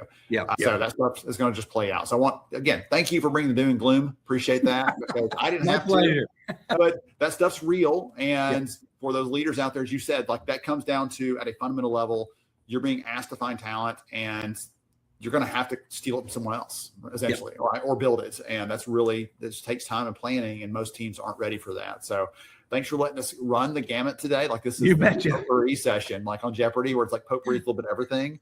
That's what I felt like we got around to. So Jim, if someone wants to connect with you, wants to follow you, wants to just be in your circle because they can tell you're an amazing guy, what's the best way to do that? I would say probably just on LinkedIn. It's Jim Morgan 1960. That'll give you an idea of my age. It's the same thing on X. So those would probably be two places that they could go to if they want to connect. All right, perfect. I'll make sure and drop that into the chat here so you can all reach out and connect with Jim. Again, as you can tell, he covers a range of topics, all things relevant to all of us that care about people and the workplace. All things relevant to us who care about people in the workplace. I think that's everybody here today. So really quickly, great session, Jim. Grateful for you for sharing your insights there, for sharing your passion for this, for letting me tap you on the shoulder for like 15 different topics. If you couldn't tell, I was using that as my own personal like playground for ideas, like going through these different things together. That was fun. All right. So our next session is going to be with Zach Doms. He's with Achieve. They're friends of ours. We work together on different events and things like that. If you've ever been at some of the industry events in the space, you may have seen them around. And so I'm going to get this session with Zach queued up so that we can hear him and George talk about some of the opportunities that we have to communicate well, to lead well, and to create better results for our people. And now, here we go. George here, and I'm excited about this conversation and this session that we're going to have with a good friend of mine, Zach. We've known each other for a few years. It's great to be on this side of the table, Zach. Usually you're the one that's handling and the hosting, but it's great to have you, my friend. Tell the audience at HR Summer School a little bit about yourself and what you do. Yeah, thank you so much, George. I'm really excited to be here. And yeah, it is kind of funny being on this side for myself as well, where I feel like I'm the one usually moderating and facilitating. So yeah, I feel very grateful and appreciative that I get this opportunity with you all and to be joined for your network for this big program. Yeah, Zach Doms, president of Achieve Engagement and good friends of the Lighthouse community and crew as well. We are a global HR people leader community, and we design all different types of learning experiences and events to help sharpen HR leaders' craft and best practices and stay ahead of the curve and continue making a bigger impact on the world of work. So excited to bring that purpose and alignment with what we're doing here today. Yeah, you and I have a lot of synergy. As weird as that word sounds to me, I used to hate saying it and now I'm saying it again, but we have a lot of passions together, especially when it comes to leadership and workplace culture. And really want to talk a little bit about this leadership paradox in regards to performance, in regards to transparency, and really the truth about healthy cultures. Before we dive into that, I want you to finish this sentence for me. With our theme this year being the future of work is human, I want to ask you, Zach, in this conversation that we're going to be having today, the future of work is human when, finish the sentence for me. When we raise our ambition for it to be human.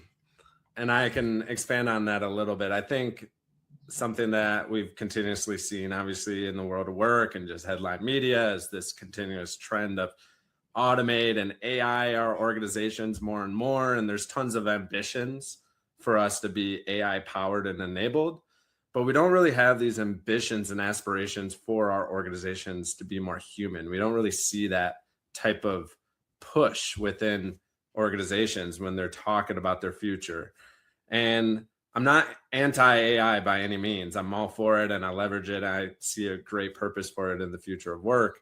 But I think the future of work is human when we start to raise the human ambition to that same level. Let's make human and the future of work being human a goal and an aspiration.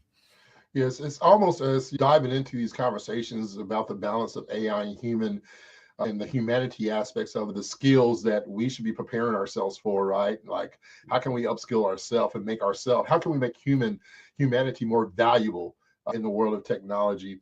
When I think about the leadership role and the employee's role, that guidance and that connection between the two, I recently had a conversation about rewards and performance speaking at a conference, and oftentimes organizations reward performance, right? While often overlooking damaging behaviors. How can leaders balance this ambition, as you talk about? How can we balance the high performing expectations with the behaviors needed to really sustain healthy cultures in a healthy organization and healthy people within those organizations?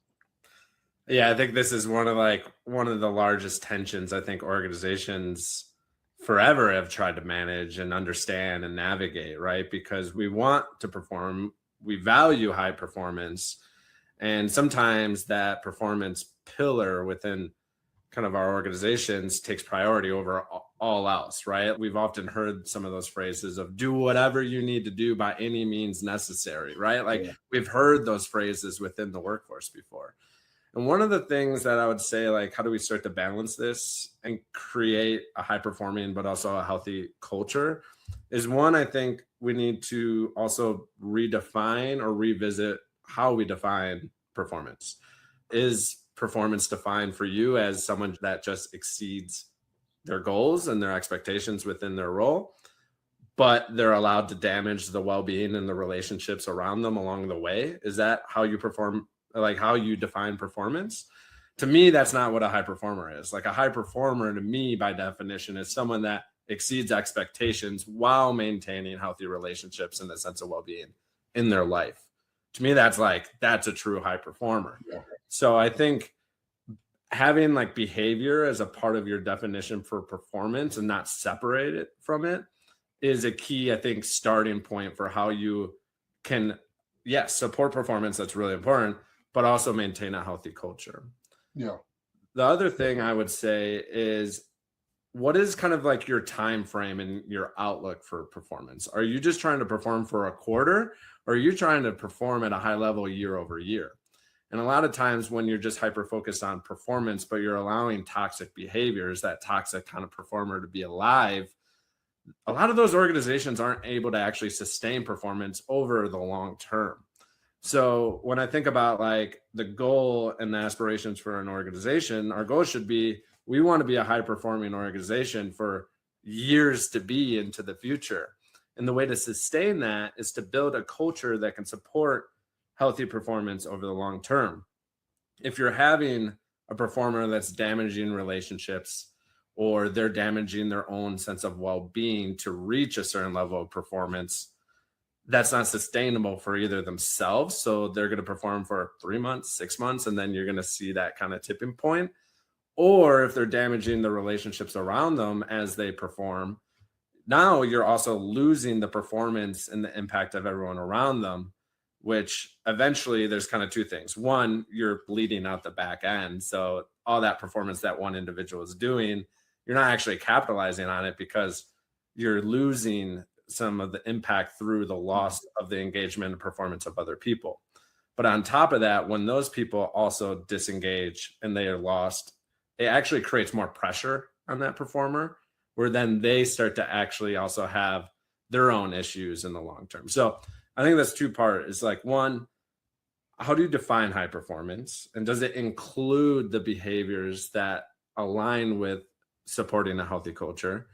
And then two, what is kind of like your payout window and your time frame that you're looking for?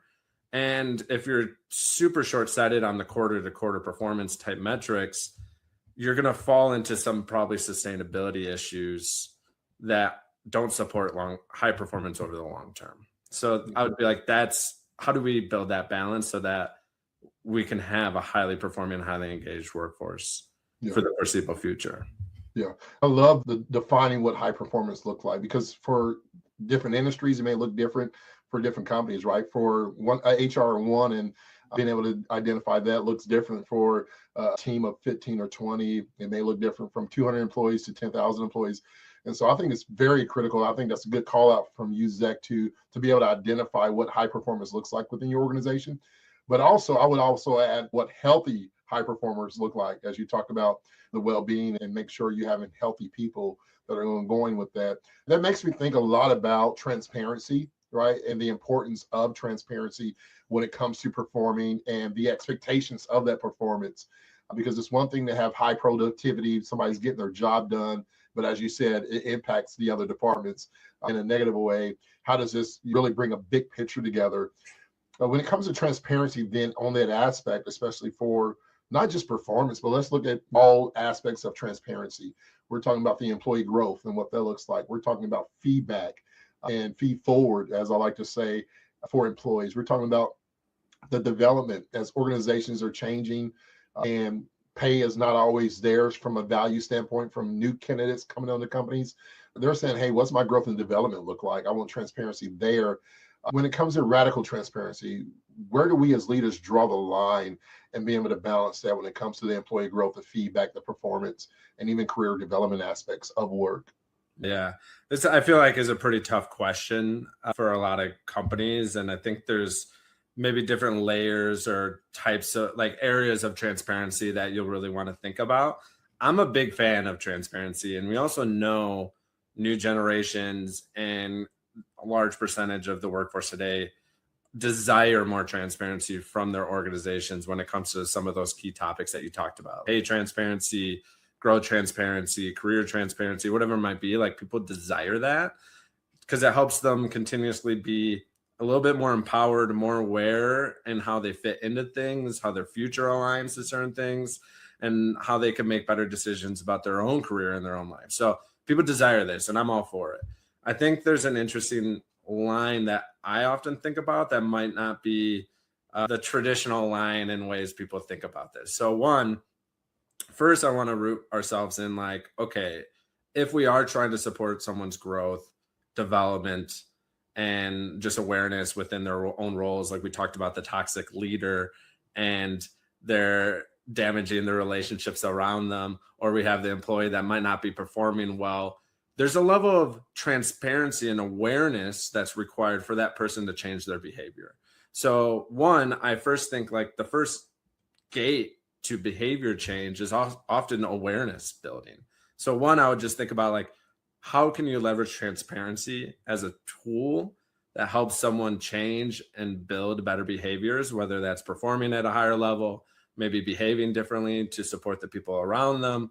So transparency is a powerful tool for behavior change. The other thing, like the line piece, like where do we draw the line? I think more about like the cultural, emotional aspects of the line. And like on one end, are you rooting your radical transparency from a place of love and support and growth and so forth for your people? Like, are you giving radical transparency to those individuals to support kind of their future from a loving, supportive way? Hey, I want you to thrive here. I want you to grow here. I want you to feel a sense of belonging here. So I'm going to provide you with this radical transparency so you become aware of your blind spots, aware of your growth projection, your future career possibilities here, how you fit into the pay structure across the rest of the organization. Like, is it coming from maybe like a rooted of like appreciation, aspiration, love, and support for your people? Or are you coming from like a radical transparency standpoint of like frustration, self-interest, and kind of like our own ego-driven decisions and things that we're trying to do? A lot of times as leaders, if they're becoming radically transparent with their people from that space, it can land as like an attack, or it can erode the relationship and trust. It's the same words in many ways between those two kind of sides of the line, but from what type of like values or place it's coming from, it can have a massively different impact. So I would think about like the line almost in that way.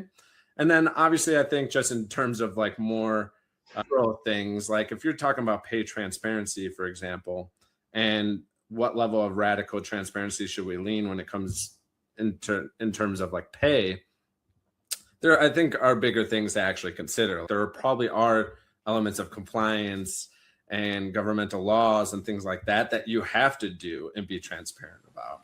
And then I think there's back to what we're talking about, which is like, what's your philosophy behind how you're being transparent about it? Is it coming from a place of love and support, or is it coming from a place of like anxiety, frustration, self-interest that is more driven for the company, I guess? Yeah. In those conversations, especially when it comes to transparency, there's this battle a lot, and you'll see it a lot of times. For me, and I'll use myself as an example, I struggled very much when it came to anything that dealt with conflict or difficult conversations. Like having difficult conversations was not always a strength, and now it's really one of my favorite passions. I love difficult conversations. And so when we talk about the transparencies from this side of it, how much does it hinder, hurt, disrupt when we're not transparent in having those difficult conversations for the sake of having psychological safety and having that trust? How does false harmony quietly damage trust, innovation, performance over time? Yeah. I'll give a more corporate answer to that, but I have like maybe a fun answer to that too that I'll start off with. Please. I always joke about this when it comes to like giving and receiving feedback and why it might be super uncomfortable, but extremely necessary.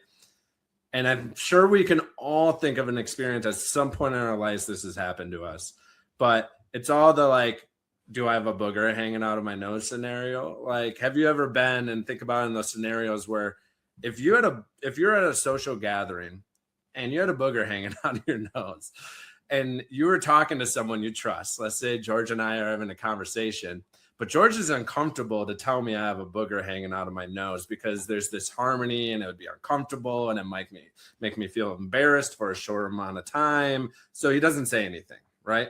I continue to talk with other people around the room. I go to the bathroom and I see this entire time I have a booger hanging out. In that result of George not having this maybe uncomfortable short moment conversation of feedback with me, I have now felt probably a distrust with George. Like, oh, George isn't willing to give me or tell me when I don't realize I'm doing something that might cause me to be embarrassed or look dumb, or I might be doing something wrong, right? Like as a friend, I would want my friends to tell me that so I don't continue going through the rest of this networking event looking dumb in that scenario. So I think about like the same exact thing within our organizations. Like, are you letting your people perform in a way as if they have boogers hanging out of their nose because you're scared or uncomfortable to have a tough conversation with them that might be uncomfortable in the moment, but in the grand scheme of things, they'll appreciate it and actually trust you and say, hey, I think George actually has my back. That was a really weird moment. It sucked. I'm glad we did it. And now I know George is looking out for me. He's willing to have the uncomfortable conversation to support my performance and my growth. Yeah. And so I think that's like an interesting, fun way to look at it is like, look, it's a tough conversation. It's going to be uncomfortable. But in the long scheme of things, people tend to build trust in those difficult conversations because you work through something together that was aligned with their growth, their performance, and kind of what they're doing on a day-to-day basis. Yeah. So the other thing I just want to add to this that I've also seen when you're not having these like conversations in order to maintain the harmony of the culture, it actually hurts high performers a lot. So you have maybe high performers who are doing a lot of the heavy lifting. They're on a team that's not being held accountable to the same standards or performing at their level. No one's having difficult conversations to pull them forward to align with the level of performance that this individual is operating from. So when high performers are working in that environment that maintains harmony, but people aren't stepping up to their level, high performers get disengaged really quick.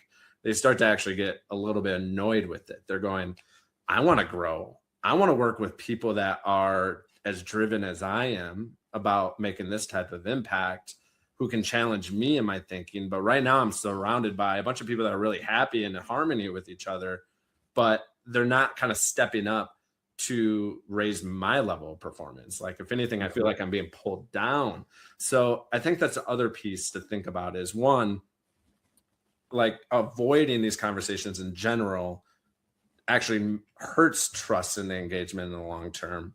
And having them actually amplifies the trust engagement of the team. And the second part of that is, you're actually going to disengage your actual high performers that are there right now by not raising the bar of the rest of the team to kind of operate from that level, which is really going to hurt you in that scenario. Well, Zach, I love this conversation. As we wrap up, give me one practical leadership habit that will help an organization right now create the culture in which accountability, honesty, and belonging can kind of coexist, and then let everybody know where they can find and connect you. Yeah. So I would say just one habit, back to what we talked about before, redefine or revisit your definition and philosophy of what high performance is? And can it include the behaviors of what we talked about, like accountability, honesty, and belonging, so it does coexist? And then we also try to think about maybe decision-making frameworks when it comes to leadership. So when you're making decisions, outline these core pillars that you value. For us, a lot of times it's culture, it's performance, it's retention. And ask yourself, does it achieve culture? Does it achieve performance? Does it achieve retention? And when you're designing or taking leadership behaviors, can you go through that step in that decision-making kind of discovery process to ensure it's aligned with those core values before you're actually implementing or taking action? So that would be my final tip for today. You can connect with us at achieveengagement.org. That's where we host all our community events and programs. You can learn more there. You can follow me on LinkedIn as well, as Zach Doms is my name on LinkedIn. And we work with the Lighthouse Group, so I'm sure you'll see our brands cross paths quite a bit. Awesome. Well, thank you so much. Thank you for all the wisdom you shared here. And let's get back to the next session. George, we're back at it. And I've got a special thing for you. No more booger performance in honor of Zach in that conversation with you. There we go. Oh, man. So as he was talking, and I'm recapping in my head some of the conversations we had, I was like, no, I wonder if the booger is going to come out of this situation. And so in George fashion, if you caught it in the chat, I went ahead and yours truly being I went ahead and made an acronym for booger. And I'll shout it out real quickly for the second time, and I'll put it in the chat fully together. But number one, be present. Open the conversation. Open the conversation. The conversation you're avoiding is often the connection you're missing. Own your intentions. Get curious. Be curious about. Best leaders don't enter conversations looking to be right. They're looking to be understood and understanding your people as well. Encourage growth and then reinforce trust. Ben, I think the most important thing we can do when it comes to this, and I'll end the booger framework, if you will, in conversation and hand it over to you. But I'll end it in a serious matter that's, I guess, can be sticky or whatnot. But every team that I've been across or been on has a booger, right? It's the uncomfortable conversation that nobody wants to have. It's the issues everybody sees, but nobody wants to address. Every leader pretends it's not really there, right? The face, and they face it with courage, as he was talking about curiosity and care. But we as leaders, we have to be on the other side of every difficult conversation, because on the other side of that difficult conversation is a stronger relationship, it's deeper trust, it's a better team, it's the transparency we've been hearing a lot about this week. And I know somebody brought up Angela's day one conversation on that. The best leaders know this, is that if you want a healthy culture, you cannot avoid the booger. All right. That's going to stick with me, George. All right. So we're going to go to this next one. We're going to hear from David Pine. We've heard from our great sponsors and partners this week. David is with Verified First, our last conversation with a partner for the event. And then we have one more conversation with Tyrese.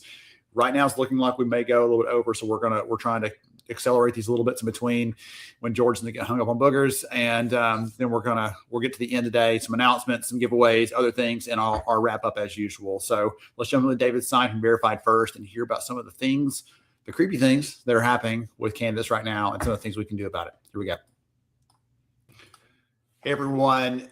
So glad you're here with us at summer school. And I have had so much fun diving into a couple of different sessions this week around some of the interesting things. We'll call it interesting, not weird, and hiring. And David and I are going to talk about one of the things that many companies are dealing with and trying to figure out how to solve for. And it's just this overabundance of applicants that we're just trying to figure out how to sort through, trying to figure out what to do with. So I'm excited to dive into some of the things that David's seeing there when in his work at Verified First, and some of the opportunities we have as employers to see and understand and maybe even solve this problem to some degree. So David, welcome, man. Glad you're here.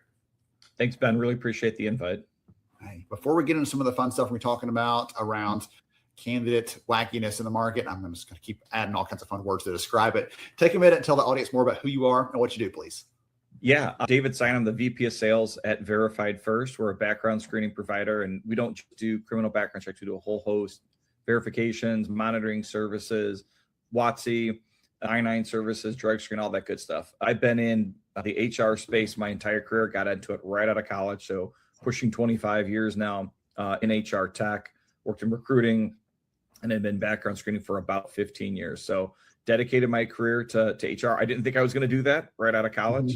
I even did 1 year of internship at SBC, which is now AT&T in HR, and really loved it, and kind of got fortunate that I had an offer to get into HR right out of college, and stuck with it and have enjoyed it ever since.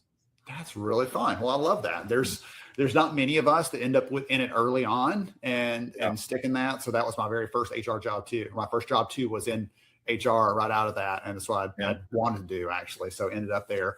What's something fun about you, David, that's not in your bio, maybe? Something fun about me. I have 8-year-old twins, a boy and a girl. And so I do an awful lot of coaching with them, baseball and softball. And it's interesting to see the dynamics between the boys and the girls. It's the same age, and a lot of the kids are in the same classes at the different schools that they're at. So it's interesting to see that. And it's kind of a nice melding of the kids coming to different games and practices as well. My daughter helps my son helps my daughter's practices. And it's a lot of fun. I really enjoy coaching. That's part of the reason I think I enjoy being a leader in my professional career. But I love every season just seeing the boys and seeing the girls, like they start here and they all end up getting a little bit better. There's some kids that they show up and they don't want to play. If I can just get them a little interested and get a little success along the way, you love seeing that. And just seeing the smiles on their faces, like at the end of the season pizza party, it's always that's to me is the highlight of the season. There's probably a really interesting parallel between like the coaching progression you go through in a season and like some of the employee life cycle stuff. We can unpack that for a long time because I coach youth sports. I have twins too, David. You did not know that, but I have twins. They're old. My girls are 15, so they are getting ready. They're driving now, which is a different kind of scary than what you're dealing with right now. So I'm looking forward to them driving, but at the same time, I'm also thinking like the way that like self-driving cars are going, they might not ever get a driver's license. Yeah, we'll see what happens there. So really cool.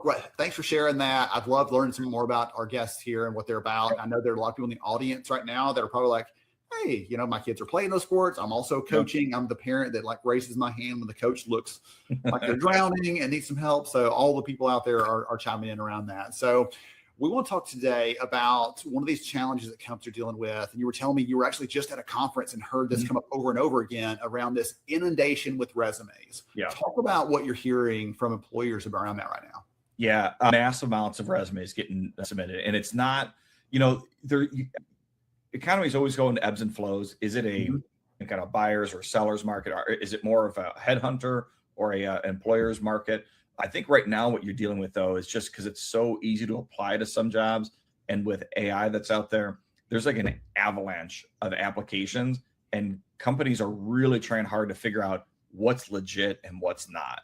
And so there's the massive amounts of applications that are there, and how can an ATS that they have accurately disseminate the best candidates and filter through it. If you're hiring one person a month, not as big of a deal. If you're hiring 1,000 people in a month, it gets to be a big problem. But even if it's a small one, if you're hiring for one job, if I get 1,000 resumes, how do I find the best candidate that's in there? And that's something a lot of HR folks are concerned about right now.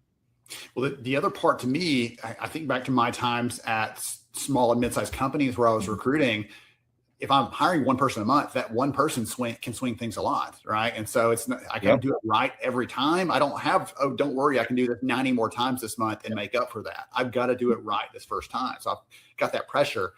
There's on that, like on a small business, a bad hire makes a larger impact than a bad hire at a big business. At a big business, it's about $17,000 per bad hire for kind of like a frontline employee. It's about $100,000 difference for for more of an executive role or higher level position. But at a small business, that cost actually doubles. It's about $34,000, the impact that a bad hire will make. So super important for small businesses. Oh my goodness. Thanks. Oh, you're sharing the data. That's my love language. So any more of that we got as we go, David, I'm going to be thrilled about. I'll try to find some.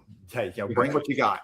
So that's a real problem. And employers we're talking with are dealing with it, again, small, large, all over the place. They're struggling with this. It's always been a problem, but like you said, it's gotten so easy. I can just one click and apply to a bunch of jobs, or like we now have AI tools that will help us do that as candidates, which just makes it so much more difficult. So what can employers do about that? How do we cut through some of that noise and find the real signal instead of just feeling like we're drowning and saying, well, I'll just look at 10 of them and try to pick one because I don't know what to do with the other 900 in the stack. Yeah. So a couple of different things with that. So there's on the one side of it is like, how can I verify that this person is who they say they are? There is a rush right now on individuals that are applying that aren't really individuals. It might be someone, and you see this a lot with folks, these deep fakes that are overseas, especially now with people that are working domestically or domestically that are working remotely, how frequent it is that you end up having people that are not in the country, that aren't legally allowed to work in the country, that are applying to jobs that are in the US. And with a couple forged documents, especially with 1099, it's not that hard to do that. People tapping with VPNs and whatnot. So that's one side of it. The other side of it, though, is that if they are, hey, it's just we have that many candidates, how do we go ahead and start to filter through this? So a lot of ATSs will have different filtering tools that you can utilize with that. So make sure that if you don't have an ATS, you might want to look at an ATS, what different filtering tools and metrics that you can use to determine if this person's skill set matches up with what we're looking for. Because like if you're getting 3 applications, it's not hard to read through a resume and hey, maybe even give all 3 candidates a call. If you're getting 300 applications for one job, you can't do all that. So you have to use different tools. So look at different AI tools as well. If your ATS doesn't have it, you can use Gemini, you can use Grok, you can use OpenAI. There's a whole Claude is a great tool as well that you can feed feed a resume into to see if it actually matches what the skill set that you think you need for that position. And it helps kind of whittle that down then and try to find a better, try to find the best candidates you want to start to move forward with. Yeah, I worked with a company recently. We built a training around using Gemini for those kinds of use cases because all these HR leaders that I talk to, like, oh, I'm using it to draft new job descriptions or draft, all these things. Like, stop using it to create new stuff. We don't need more stuff floating around. Let's use it to analyze the things we already got in our to-do list. Yeah. So that's a great use case there. I'll bring you a piece of data back to you and then a piece of research I want to ask you about that just came out recently. So the first thing, we just finished our study. We just every single year, we asked over about 1,000 employers and talent leaders, like the audience listening to us today, what is the biggest problem trying to solve in hiring right now? And to no one's surprise, I think, is probably exactly what you would expect. The biggest problem is picking the best and most suitable candidate for the job. And so right along this conversation, it's narrowing that big funnel down to the right person and not getting the wrong one, not making the wrong decision, not getting caught flat-footed. So that's one. So backing that up, that's absolute priority. There's a piece of research I saw just the other day that said they were looking at resume length in the past, right? When you and I started, how long was the resume supposed to be, David? 1 page. 1 page, right? You go to 2 pages and you're like, what's wrong with you? You better be a dang doctor or something else to have that much stuff. And so because of it's free for AI to just expand on content. Today, resumes are like 2, 3, 4 pages on average because AI makes that easier to do. And some people might hear that and think, well, great. That means there's more context in there. But you and I both know that you could still probably get the core things on 1 page. And so it's almost, I think it's making that problem worse. You're talking about more candidates and more stuff to go through. Yep. 100%. The more data that you have, the longer it's going to take to try to filter through that. And that's why you want to use these tools. You brought up an interesting point of like, don't use AI to create more content and something, because it's kind of like that, like that's like AI 1.0 of like, oh my gosh, I can have it write my job description, which we do. And we utilize that. A lot of companies do it. And I mean, you have to play around with it and keep coaching it, but it makes a huge difference. And it can do a lot of stuff really fast, but you do have to work at it to make sure that it is putting all the data that needs to be in there. But to me, the right now where we're at, the big differentiator is like, well, how can I use AI to start making my job easier and actually disseminating extra data to give me more important, pertinent data so I can make a decision faster, not just create something, but how can I make a decision faster, make a better, more educated decision? And so utilizing whatever AI tools that are out there, the Claude, Perplexity are great tools that you can use to try to find like, hey, what are ways that we can disseminate what's real, what's not, and what's a fit and what's not within me. And then obviously utilizing your own personal expertise, because at the end of the day, that's what this comes down to. You're in your job because you need to be able to find that best person for your team, for your company. And the way to do that is just how can we help make it easier to pick from a handful of the candidates versus 300 candidates that you might have initially. So we're talking all about this early part. My brain's going a little bit deeper into the funnel. Yep. Right? You talked about like VPNs. We were using those to do interviews, so they look like they're applying through that. They look like they're from your area. Let's say we're going farther into the process. We've actually started doing some outreach. And what are some of any red flags you can think of that you could share that might be things? Oh, hey, if this happens, maybe give them a second look, or that might be a little bit sketchy if you're looking for some of those things. Yeah. So you could do something as simple as obviously like, hey, it's a requirement to do a video call. If you're not meeting someone in person, are you doing a video call with them or not? That's super simple, but like that's easy to fake as well. So what a lot of companies are starting to look at now is what kind of global ID verification can I have? You know, in the US, if you're a W-2 employee, you have to do an I-9. That's regulation. But if you're a 1099 employee, you don't have to do an I-9. So now what some companies are starting to look at is how can I do a global ID verification where someone has, you know, like in the US, like a driver's license or a passport to verify that, hey, we're scanning this document remotely. You can scan it remotely. And then we're scanning their face to make sure that it is this indeed the person that I'm talking to is the person from this. And it taps into like Secretary of State's websites as well as DMVs to make sure that this is a real document and that person is who they say they are. Nothing is foolproof.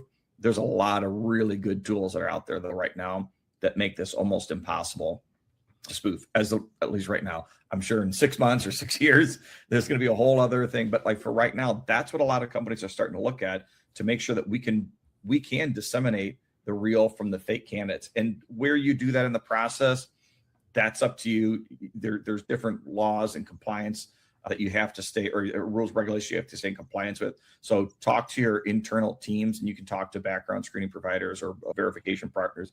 But things like that are easy. And then also just on deeper in the process, it still doesn't hurt to verify, you know, someone, as you're getting all these resumes and people are puffing themselves up maybe more than they need to, let's do an education verification. Let's do an employment verification.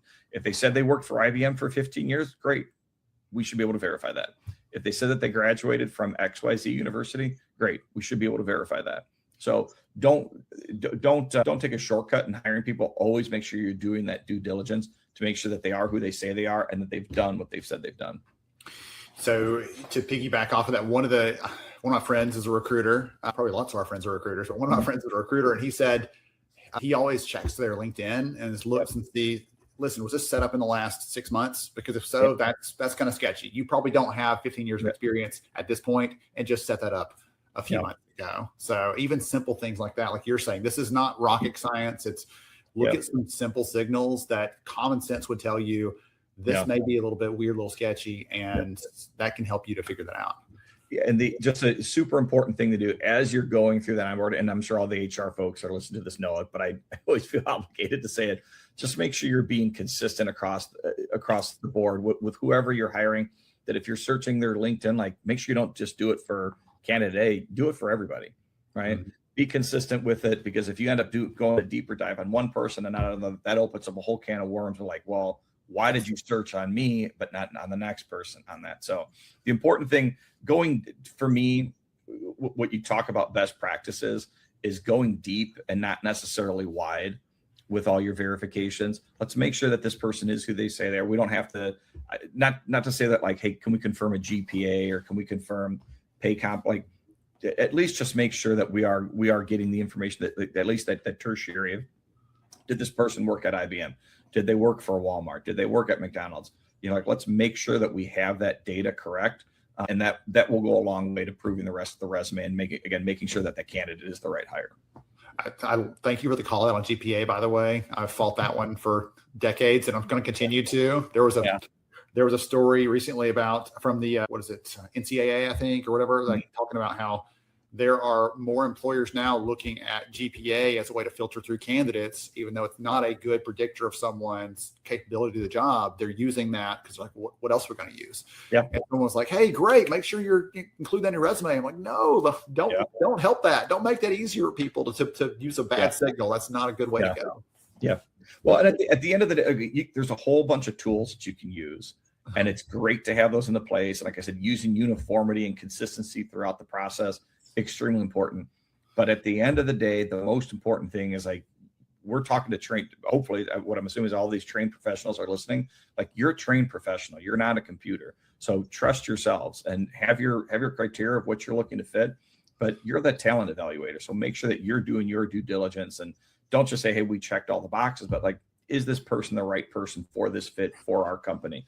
AI can do an awful lot. It can teach us an awful lot and it can help us find a lot of right fits. But at the end of the day, might not be able to help you find the fit that this, that this cashier or this doctor or this nurse, this lawyer is going to be a good fit for the company, culture-wise and skill set-wise.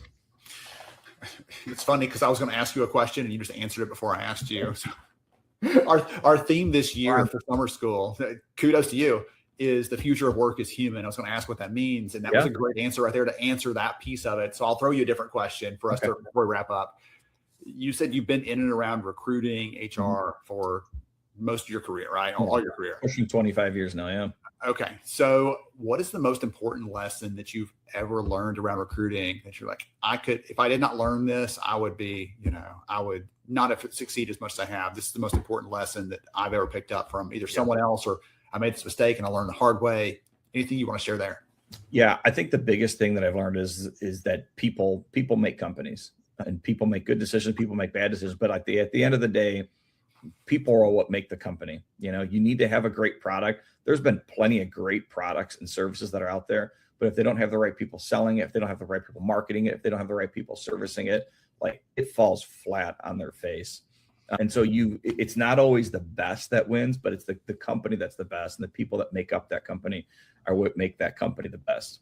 So just keeping stuff like that in mind and never losing sight of the humanity of the companies that we are. At the end of the day, AI is worthless if you don't have people that are servicing it. If you don't have people that can buy a product, if it's, we can't have computers buying everything, right?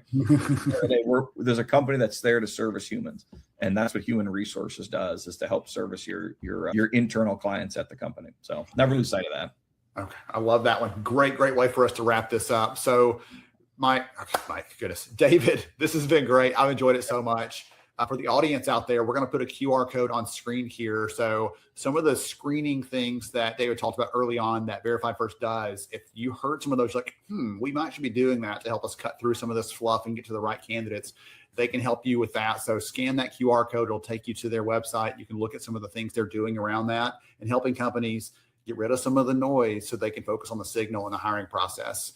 David, thank you for joining us today, for taking some time and for the passion around doing this well. I love the stories. I love the examples. And I think the audience gets good practical takeaways. We appreciate it. All right. Thanks, Ben. Appreciate the invite. Yes. Okay. All right. Where'd I go? There we go. All right. Not a fake applicant, real person here. Great conversation there around that. I saw some stuff in the chat that creeped me out, frankly, from some of you that are experiencing some of this, where candidates are acting a little bit wild and crazy. So anyway, this is the world we're in. Let's live it. So let's do our best. Use that human judgment. Use your intuition, use the data you can find, try to make your judgment calls around that. So great conversation there. We have one more session, and I'm trying to speed through this a little bit if you can't tell, because I want to make sure we have time at the end to do our wrap up. We have award winners. We have gift cards to give away from people that registered as part of our registration giveaway, all those other things that are coming. So lots of good things ahead in the final portions of summer school. This last conversation is with Tyrese from NASCAR. Tyrese and I had a chance to meet about a year ago. We saw each other just a few weeks ago at another event, and so he and I have a fun conversation. You will laugh at the very last question I asked him, because no one's going to see it coming, and he didn't either. And so it was a fun moment there. So let's jump in with Tyrese. Let's hear about how we can create more connection with our people, how we can create an environment where they can do their best work, where they can be engaged. And this is what he does every single day. Here we go. Hey everyone, welcome to another session here at Summer School. Glad you're here with us. And we're going to spend some time talking about engagement with my good friend Tyrese. I'm so excited about this. We're going to cover some good ground. We're going to talk about all the car metaphors I can sprinkle in, because Tyrese works for a very interesting organization. So here in just a moment. So welcome, my friend. Glad you're here. It's good to be here, man. I appreciate you. And it's always good to get a chance to speak with you. Absolutely. I learned something new. I get inspired. I think differently. And so I'm going to tell the audience that right now to expect that in the conversation today. So before we get into some of the fun stuff we're going to be kicking around, take a minute and tell the audience more about who you are and what you do. Absolutely. So as Ben said, my name is Tyrese. So I have the awesome opportunity of working with NASCAR. And NASCAR, for those that don't know, that stands for the National Association for Stock Car Auto Racing. So I am based in Florida. NASCAR is the largest stock car auto racing organization in North America. So we have a rich history here in the United States, and honestly now spanning across into international regions. But I've been a NASCAR fan since I was a kid, so it's really such an awesome opportunity to be working with NASCAR. So I serve as the Senior Manager of Employee Engagement for NASCAR based in Florida. And what that allows me to do is work with a lot of our teams and departments based in our HR department, and to help drive employee experience, employee engagement, culture, and strategy across our organization. In short, ensuring that all of our employees have a deep understanding and tie to our business strategy. So as we evolve and as we make changes and evolution within the organization, making sure that our employees have a tie and understanding to where we're going, what we're doing, and also understanding how we measure the success, the experience, the involvement of our employees. Basically, how are you feeling? How are you experiencing NASCAR from the inside?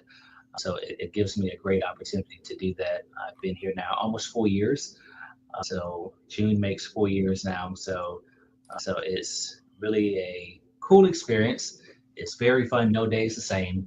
So there's always something exciting going on within the world of employee engagement. But myself personally, I'm a people person, love to socialize, learn new things, learn new perspectives. And I love to socialize with all of our employees. We have a variety of different locations, racetracks, we have remote employees, and they all touch such a diverse spectrum of places and spaces. So there is no one thing that is done that is better than the next. Everything that we do at NASCAR makes us flow, and the races that you see on Fridays, Saturdays, and Sundays, and if it rains, sometimes it's on Monday. Everything that we do within the organization makes those things happen. It's honestly an honor and a privilege, and I count it all joy every single time I get to step into this office or wherever I'm working and work with some of the best employees there are.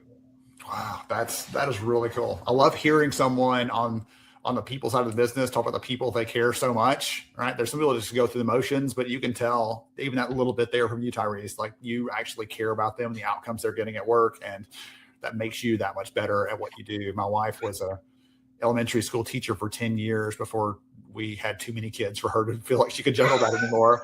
But she cared deeply about the kids. And she would always like wonder, like, was this lesson right? Was that lesson right? Like, listen, as long as you start from a point of caring about them, then the rest is going to flow. It's going to be okay. Yeah. Right. Yeah. We can't start somewhere else though. We can't be academic about it or something else. So that takes me to the first question I want to throw at you. So you have had the opportunity to work specifically around employee engagement for part of your career. What is the most important lesson you've learned about that? Do you want to share? If I could be candid, I'm still learning that lesson. For me, it's not to expect employee engagement to look one way.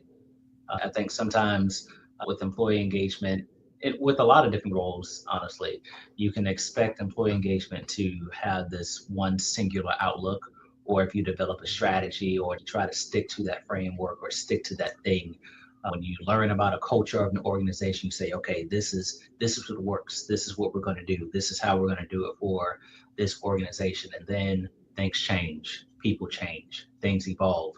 One month or one quarter, employees are loving this, and then next quarter it's like, we don't want this anymore. We want to do something different. We want to change. And it's like, okay, let's add this. Let's take that out and let's add this. And you have to be very flexible, and you have to be willing to pivot and do things differently. You have to be willing to balance a variety of perspectives. And I think that's the biggest lesson that I continue to learn, because just when you think you know it all, you encounter things that you have never experienced before. And that's not even a bad thing, but it's just being open to, I think, learning, and growing. And I think that's the biggest lesson that I continue to learn, because just when you think you know it all, you really encounter things that you have never experienced before. And that's not even a bad thing, but it's just being open to, I think, learning, and growing. And I think that's the biggest lesson that I continue to learn, because just when you think you know it all, you really encounter things that you have never experienced before. And that's not even a bad thing, but it's just being open to the perspectives of new employees, employees that have been here for years, new hires that come in and their work life and their work balance is different from those that have been here for 5 years, 10 years. That's being aware of the things that are going on in people's lives, in the economy, in the environment, and how that affects engagement experience. So for me, the biggest lesson that I've learned and continue to learn is make sure that you are willing to pivot, willing to be flexible, and understand that every perspective that you encounter is in some way going to shape how you see engagement or culture or experience within an organization, because it's still shaping that for me. And I'm pretty sure the next few years as I go into my career, I'll probably have to do things that I've never done before. I'm like, and think people like those types of things on the job, or you always shoot for the sky sometimes, and then you realize sometimes employees just literally want a cookie, like they just want a snack. They just just want to say, hey, I saw you do that. Great job. yeah, it's just great job. When it's like sometimes it's not about the big grandiose things, it's just hey, you just want something small, just a quick thank you, just a nudge, or just someone to say, hey, I saw that, or someone just to walk around and hey, how are you doing? How's your day? It's like, you know what? My day is great. Sometimes in a moment that can matter more than a gift card. And then sometimes that gift card matters more than, hey, how are you doing? It's just reading the room. And it's really important to be aware and know when to listen in certain moments. So the thing that seems hard to me about that is that means that, okay, well, listen, if I'm trying to take in all these inputs, it's easy to get swayed one way or the other based on the last person I talked to. It's going to push me one direction or the other. I'm assuming though you have a true north, like this is what it matters. Is it like core values, something else? It's like, it's still got to filter through. This is the thing we're trying to accomplish. I may skew it a little bit this way because it sounds like this is a priority for people, but I've still got to get to this specific outcome, or this specific like value is still our guiding principle. Talk about how you balance that bit, if you don't mind. Yeah, so that's actually a good call out though. Those are the moments where we have to say, how do we create broader engagement that's still impactful, not just doing it for the sake of doing it, but still create broader engagement that layers up and is actionable, measurable, but it's still something that employees want. Because there's still the idea that you can do something that is measurable and it is impactful because it layers up to your business strategy, to your goals, your values, but is it what the employees want? So it's like, great, you can measure it, but maybe the organization, the employees, it doesn't resonate with them. So when it comes to engagement, that's the other layer that you really have to consider. Is it something that employees have an appetite for? So that's where feedback comes in. That's where you really have to read the room and understand what's going on around. So that's where things like engagement surveys and listening sessions and doing performance reviews, all of those things really make a difference, because you want to understand how do employees feel, so that as we do things, we do them with intention versus just doing it to measure and to KPIs and metrics and stuff. You have to do it with intention when it comes to people. My brain, you see the wheels turning over here, like brain. I'm looking at, here's the funny, when I saw you turn and just like look, I'm like, he's thinking. my brain's going 10 directions at once. I want to. You just talked about metrics and measurement and those things, and so I'm going all these ways, Tyrese. So let's go to one of the things that seems very hard to measure for me, but maybe it's a good tie into that conversation about seeing the people and bringing them into this process. You and I were both at a conference recently, and you were on a panel, and it was all around building belonging and connection and making people feel like they're included, like all those sorts of things. And I'm going to cheat a little bit because I missed that session because of a travel thing. And so I'd love to hear like the Cliff notes here, or the Tyrese notes here on what's your perspective on that topic? How do we build belonging? Why does that matter? Pick one of those that you want to talk to for a minute, because I'd love to get your take on how that fits in this bigger picture. I think that one of the biggest pieces of it, and I touched on it just briefly, is intentionality. Intentionality has to be one of the biggest things that any organization focuses on when you talk about belonging and making sure that people feel connected. Any organization can form itself and hire people and can provide swag and all types of things, but there's always that saying that people don't leave jobs, people leave people. So when people do not feel connected to their organization, it's not as much to do with the environment. In most cases, it has to do with the level of connectivity they have to other persons, whether it's their manager or their colleagues or their leadership. So there has to be a intentional level of engagement and belonging when it comes to how we create spaces within any organization. So when we talk about belonging, whether it's at NASCAR or any other organization, no matter how big or small you are, I know something we touched on that panel was recognition. And recognition is not always something that has to involve monetary or tangible items. Sometimes all you have to do is just tell someone, hey, thank you. Thank you. I appreciate what you did. And not 10 days later, but in the moment, spot of recognition of saying, hey, thank you. I really appreciate you going out of your way because you didn't have to do that. I know now things are very digital, and even at NASCAR, we have a digital process for peer-to-peer recognition, but I still like those, some would say it's traditional or old school, but I think it's still cool to have, I have some here where people will still write you a note. They will write you a note and send it to you and leave it on your desk. And first thing in the morning, I can open this up and I read it where someone said, Dear Tyrese, I wanted to write a quick note to say thank you. And it's like this, I pin it here because I look at these things and I'm like, if there's ever a moment where I forget what I'm doing or forget why I'm here, or I'm just like it's a down day, it's like this reminds me why I'm here. This reminds me that there's a reason and a purpose for what I'm doing. And sometimes when you get lost in the height of the day or in the height of life, physical things like this from another peer, it reminds you, it distracts you from things that may be frustrating or aggravating. So these things are intentional. And those things really make people feel good when they know that their work is being valued, not just for the sake of saying it, but truly with intention. So I think if there's anything to call out in helping to make organizations function and creating an environment that folks want to come to every single day, it's just operating with intention. It's really just being genuine and creating a space where, yes, every day isn't going to always be frolicking through the flowers and you're going to feel it every day. No, it's not, because there's work to be done. It's work. And, it's like you want to have leaders that'll remind you, it's like, hey, you want to come and you want to have quote unquote fun, but there's still a business and there's still work that has to be done, but you still want to have that level of interconnectivity where as we're working, you feel that camaraderie, being intentional and recognizing people for the work that they do, or going above and beyond, better yet, because we all come to work, that's what we're here for. But when you go above and beyond and you celebrate people just for making the sacrifice of showing up, I think that's where any organization can really turn the corner in making sure that their employees feel like this is the place I want to be, is by being intentional. I'd be remiss if George Rogers was here, he would say, well, that's how we define belonging in the research, right? Acceptance, respect, and appreciation, that combination of things. And you talking about taking that moment to say, I saw what you did, right? I appreciate what you did. That's worthy of comment. All those things are encompassed in something seemingly small and yet massive on that human interaction scale. So your card there reminded me too, I used to have a thing I called a smile file where I would keep all the special notes and kind words and everything else, the feedback and stuff.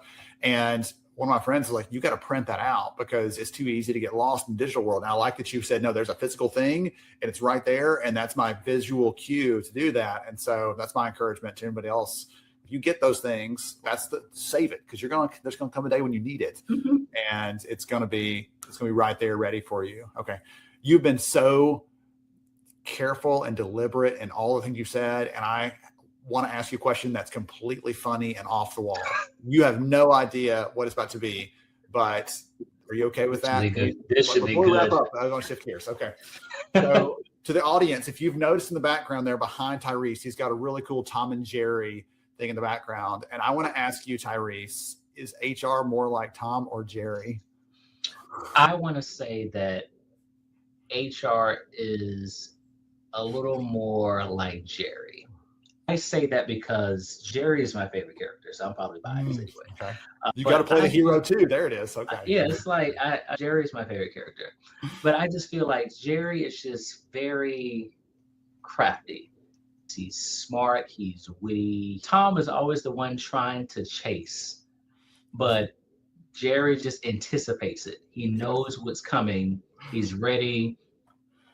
It's like he can just sleep and he knows I'm not even worried about it.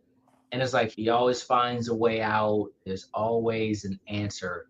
It has its own level of chaos, of course, but it's just still caring, compassionate, just knows how to get things done, just very clever. And that's what I think of when it comes to HR. It's like they know how to get things done. They're very clever. They're very crafty. It's like when you think they don't know, they already knew. Yes, they already figured it out. I like that. Okay. I joke all the time. A big part of our job is just figuring things out, right? It's not written down. Someone's got to find a way. Hey, Tyrese, go figure out how to make all those employees happy. By the way, this thing just changed and none of them were happy. Go figure it out. You know what? I got it. I've been planning for this. Let's make it happen. So I love that one. So thank you for humoring me on that. I appreciate it. If anyone in the audience wants to connect with you, wants to follow you and just stay connected after this, is LinkedIn the best way to do that?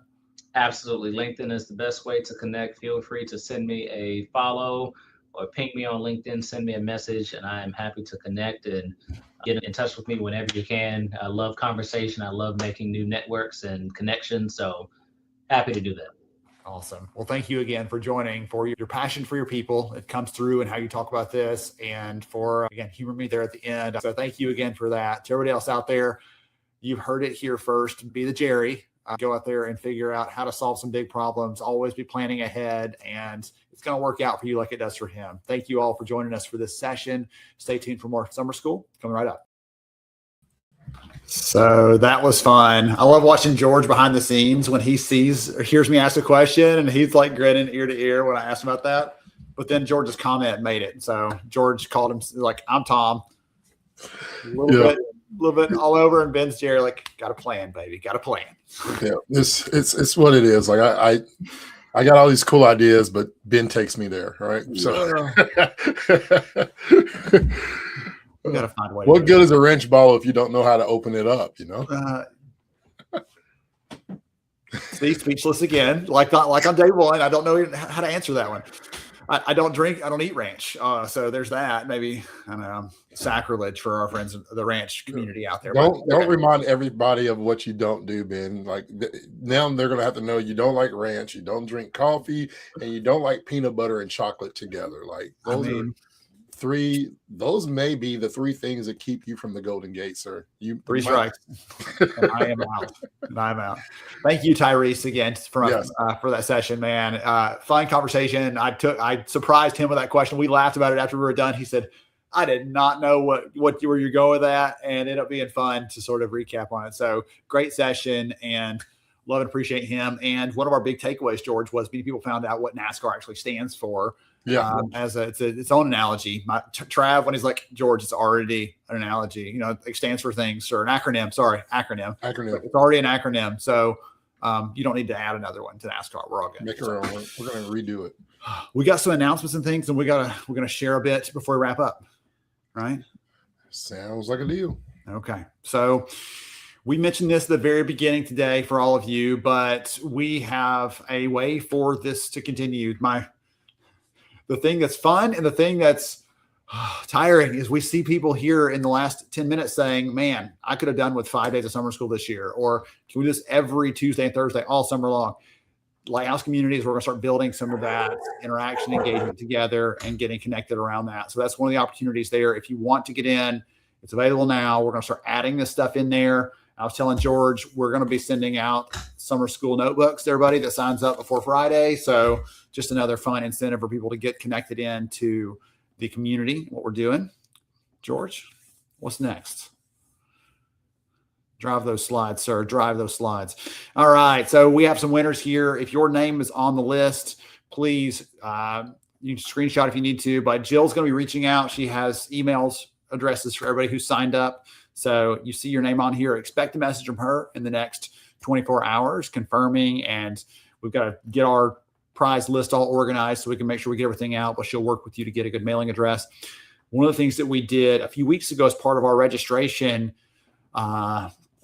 push was tell people if you sign up by a certain date, then you are eligible to win a gift card. And so we picked those. We had Jill do a random drawing on some people for that gift card. So if you see your name there, congrats, you won something special out of this. So we do this as a thank you to all of you for coming along with us, for like George and I, we riding high this wave of endorphins for days. And so we're grateful to all of you for being here. What's next?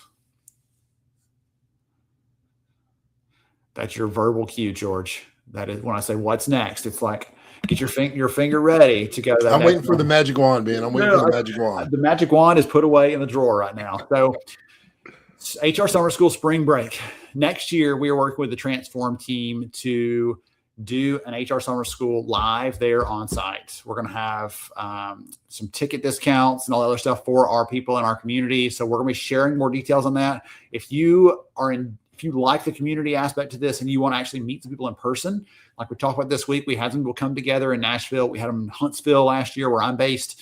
That was a ton of fun. We're going to do this bigger.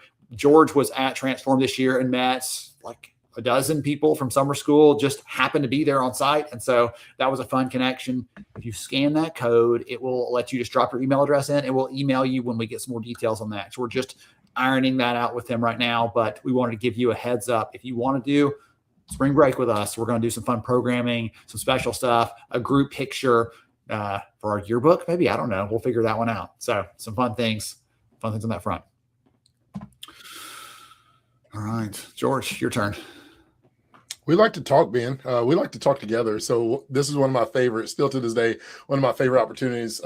This was Adobe where we did a co-keynote, but we are open for the summer fall next year winter as well. And then Q1, if you have an event and or your company is looking for somebody to come in and do workshop, whether it's in leadership development, whether it's in culture work, whether that's talking about AI, how your leadership team can save 10 hours a week. Ben will love to do those things. So we got plenty of workshops, leadership development, all the things that you've heard this week and more. We're very passionate about that. We will love to join, connect, and work alongside your partner. Shout out to those that we're working with right now that we're coaching and doing leadership development for. We see a lot of y'all in the chat, Miss Terry, and the group over there. So shout out to those companies and organizations. But like I said, you can reach out to us, events@lhra.io. And Jill and our team will get connected with us, and we'll love to support your work. Mm-hmm. But more importantly, Ben, this is the worst slide. This is the last slide, George. It's so hard to say goodbye. Thank you. I wasn't going to try to even saying anything. I still got a voice of an angel. I got a voice of an angel, Ben. The angel has just died. That's all. No. Thank y'all to the hundreds and the thousands. We've had over 400 plus people. Typically, the last day, there's not a lot of students showing up. They're trying to skip school, but y'all have shown up and shown out both on LinkedIn, YouTube, and the StreamYard platform as well. 3,000 plus of y'all registered, and we are forever grateful for each and one of you. We're talking our 7th year graduate program students all the way to our freshmen. We want to say thank you. As you have blessed us, we hope that everything that we provided you, the speakers and our partners have brought to you has been good for you, from the United States to Canada to Ghana to 10 plus other countries. We want to say thank you all for joining us from around the world. And once again, thank our partners who have been a part of this, the iSolves, the High Bobs, Verify First, Take Command, Cornerstone, and Bucket List for being a part as well. And there's one more. Employ. Yeah, Employ. I had it, Ben. I was doing a jump roll because I was sorry. I ruined that for you. Yeah, okay. You ruined my shine. I was excited. That's me. But thank you to each and every one of our partners. We're so glad to have HR Summer School 2026 come. And now we're at the end, Ben. What has been your biggest highlight as we wrap off here in final words? Well, really quickly, Kristen's like, can we give a thanks to Jill? Jill's the one who is setting up all the stuff behind the scenes. If you're getting an email from us, she's doing that. If you're getting a prize from us, we just like pick a name and she just makes it all happen. And it's great. So we are grateful to Jill for the work she's done here and for all of our events. We're appreciative of her. So great call out, Kristen. Very specific feedback. Jill, you're rocking it on the events. Keep it up, my friend. All right. My big takeaway, George, when you and I talked about this, and I told you back in January, I said, I think I want to do something that's counterintuitive to what we're seeing in all the news. I said, I want to really go crazy on this. The future of work is human thing. I was hopeful that it would land. I was hopeful it would connect to people and that they would feel that sort of thing. And you and the team started working on the shirt. I saw these things start to come to life as we started talking to these speakers.